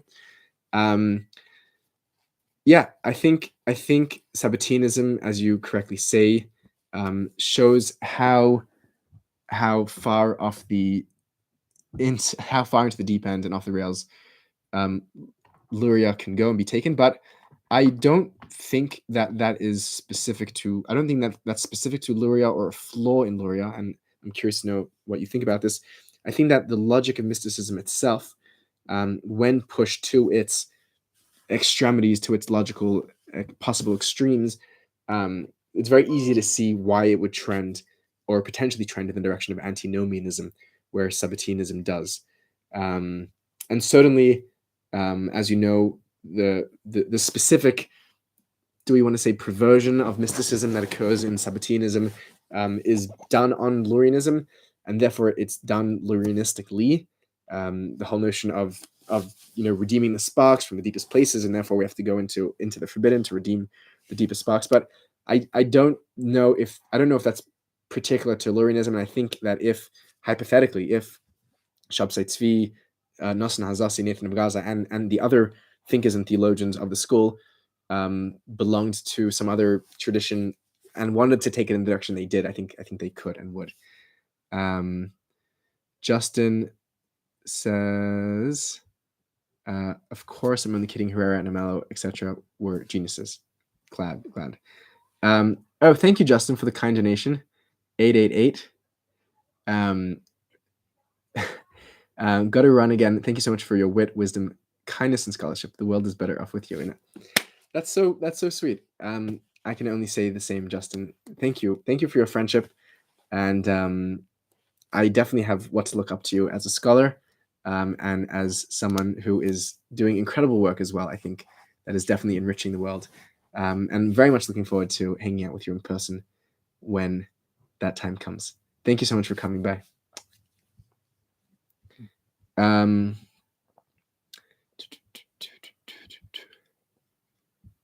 Andre says, could you teach us a Jewish Kabbalistic meditation today or in a video about it? Definitely, we could do some work in the videos. I'll tell you, because it's a theme that's been coming up a lot, I'll tell you a very quick one, which I think is a powerful one. There's a concept that the Kabbalists speak about, which is based on an earlier Talmudic idea, which is Shiviti Hashem Lenegdi Tamid, which is to literally means to place God in front of me at all times. But the etymology of Shiviti in Hebrew, and this is why it's important to have access to a language, also means to compare or to contrast or to equate. So the meditation simply is that anything that you see in your life, be that an object, a person, a thought, a feeling, a sensation, whatever appears to you, Shiviti, the practice is to see it as a manifestation of the divine, to see it as God. The Kabbalists do this sometimes with actually visualizing the 4 Hebrew letters of God's name, Yud, He, and Vav, He. You don't need to do that specifically, but just to think that every thought, even if it's disturbing or uncomfortable or challenging, it is a manifestation of the divine. And if we can see into it, we can see the beauty and the divinity within it. Maxie says, I met Millennial Rabbi in Crown Heights, and he said he's going to make a documentary on Abalafia. Yes, that is something that he's doing, and we may get involved in that. We will find out. Stay tuned. Ram Kitty says that Justin's new series is amazing. Yes, Justin's making an amazing series on the history of Jewish mysticism. I think it's the most thorough overview of the history of Jewish mysticism that has hit YouTube and probably will for a while. So definitely go and check it out. Albert Alami says, Zevi, I'm very interested to explore these Zohar teachings. Do you think the Baal Sulam is a good place to start? I think the Baal Sulam is a great place to start. I would also start with Daniel Matt's translation of the Zohar if you do not have access to the Hebrew/Aramaic. Maxi asks, what do I think of the Piatzetzna b'Hashem Yinkar Dami? I think the Piatzetzna is phenomenal. I've had the great opportunity to learn a lot of his Torah, a lot of his teaching. I think because he is a Rebbe without Chassidim, the Chassidim without Rebbeim gravitate towards him. Reb Shlomo was a big fan of the Piatzetzna. I do have a Rebbe, and very proudly so. I'm a Chabad Chassid, but that does not stop me from enjoying and reading and learning from the Piatzetzna, much like it doesn't stop me from learning from Ibn Arabi and Al-Ghazali and Meister Eckhart and Nicholas of Cusa and Jacob Boehme and Nagarjuna and etc. etc. You get the idea. Jack Brown says, is the Sephardi spiritual tradition as vibrant as the Ashkenazi tradition in Israel? Yeah, certainly. This Sephardi spiritual tradition is very rich. It's sometimes understudied or underemphasized, but there's a tremendous amount of Kabbalah, Jewish mysticism that goes on in North Africa, in Morocco, in Spain, and it very much continues into people like the Ben Ish Chai, people like the Baba Sali, great mystics and Kabbalists of those regions of the non-Ashkenazic persuasion. And that definitely continues into Israel, the Bet El school of Kabbalah in Jerusalem, the Rashash, his Kabbalah. There's definitely there's a full world of Kabbalah amongst the Sephardim, and a lot of Hasidic mysticism is actually influenced more directly by Sephardic mysticism and Kabbalah than by Ashkenazic, because the Ashkenaz has its own tradition and its own reception of Luria and Kabbalah. That's a bit of a complicated point, but an important one.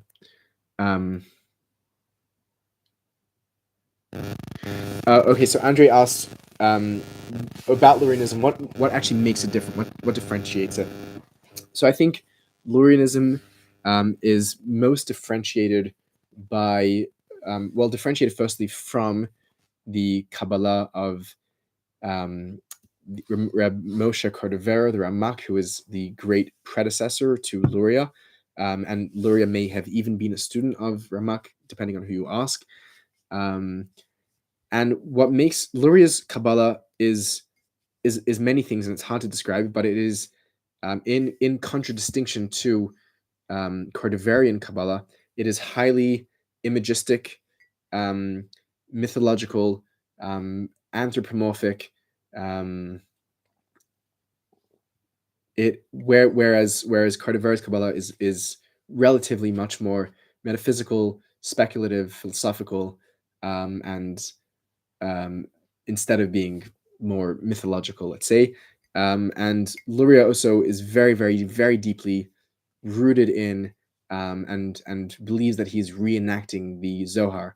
And so the Zohar's deep, sort of, if we can divide Jewish mysticism unfairly into camps of philosophicalism and mythologic. Wow, I'm getting tired here. Philosophy and mythology, the Zohar and Luria both very strongly fit into the mythological. I would say, in terms of just feel and genre, that's the depth of his imagination, the vibrancy and the detail, bless you, of his rich cosmos is just unparalleled.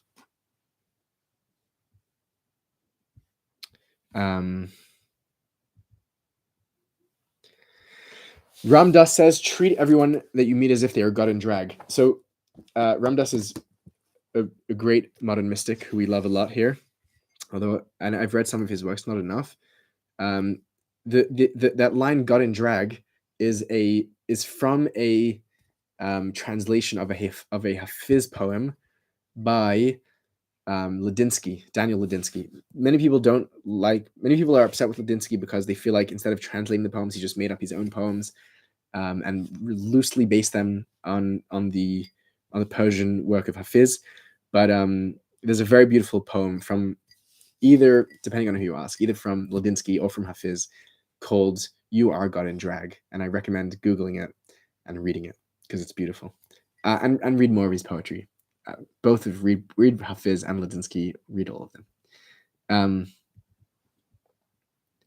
Thank you very much, MM, for adding this notion of seeing as divine, called sacred vision, as a core practice in esoteric Buddhism. I did not know that. Thank you for adding that. Baba Sali, Morocco, yeah. I'm speaking generally of sort of the non-Ashkenazic traditions. There's obviously a lot of diversity. I'm not trying to say that all non-Ashkenazi traditions are the same. Tell that to a Yemeni Jew from Yemen, and a Jew from Morocco, and they're not going to be very happy. They're obviously very diverse and beautifully distinct.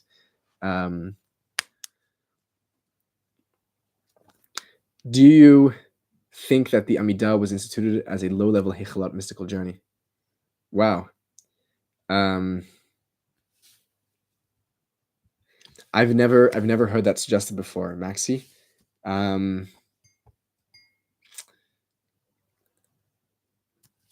I would need to see. I would need to see where that's coming from. Interesting question. Jack Brown said, "Zevi got his calling to sleep. Sleep, my good brother. Yeah, I'm gonna sleep soon. We just hit the 3-hour mark. Take a rest, Zevi. You already gave so much love. Okay. I'm hearing the people here telling me that I should go to sleep. It's now 11 o'clock and we just hit the 3-hour mark. Maybe I will take that advice and go to sleep. It has been really, really wonderful to be here with all of you. Thank you, Nina. It's been really, really great. Thank you for all of your kindness and generosity and time and spirit. And thank you for your questions, your deeply thoughtful questions. As you can tell, I basically know nothing, but together here we can know nothing together, and that's fun and exciting, and we can speculate and ask questions and think. And ultimately, the purpose is to try to bring to some unity both within and without, not as two distinct things, but to unite those journeys of uniting the self, uniting the other, uniting God, uniting the world, uniting the heart and the mind. So what looks like an intellectual quest is, I deeply feel like it's not separate from my heart. And I feel a tremendous amount of love from you guys in your questions and in your responses. And I thank you for that. We're continuing to do, hopefully, what's going to be exciting, challenging work on the channel. We're ending our series on pantheism. We're doing a series on Chassidut, which is going to close our pantheism series. We're doing a series on religious minorities here in Israel, their mystical sides, trying to look at the unity here in this little tiny fragmented country, which we're very excited. I've been putting in hundreds of hours trying to edit those documentaries, and I hope you appreciate them. Already writing the next series about another topic of mysticism. It's really fun, and I hope that we can continue doing this, and I hope that we can really meet in person one day and take this off just from the internet, and that this is the birth of something really beautiful. And thank you for joining us. Thank you, Alyssa, for all of your emotional and technical support. And Maxi says, "Gute Nacht, chassidische chalemus. See you later." And thank you, Maxi. Albert says, "Wonderful evening, Zevi. Thank you so much." Thank you. Thank you, MM. Also for your wisdom and generosity. It's really precious to be here with you guys. Thank you, Jack. I think everything was popping maybe because of me being a host, but primarily because of you being the awesome co-host guests that you are. Buenas noches, Andre. Thank you, Jack. Much love, and keep seeking.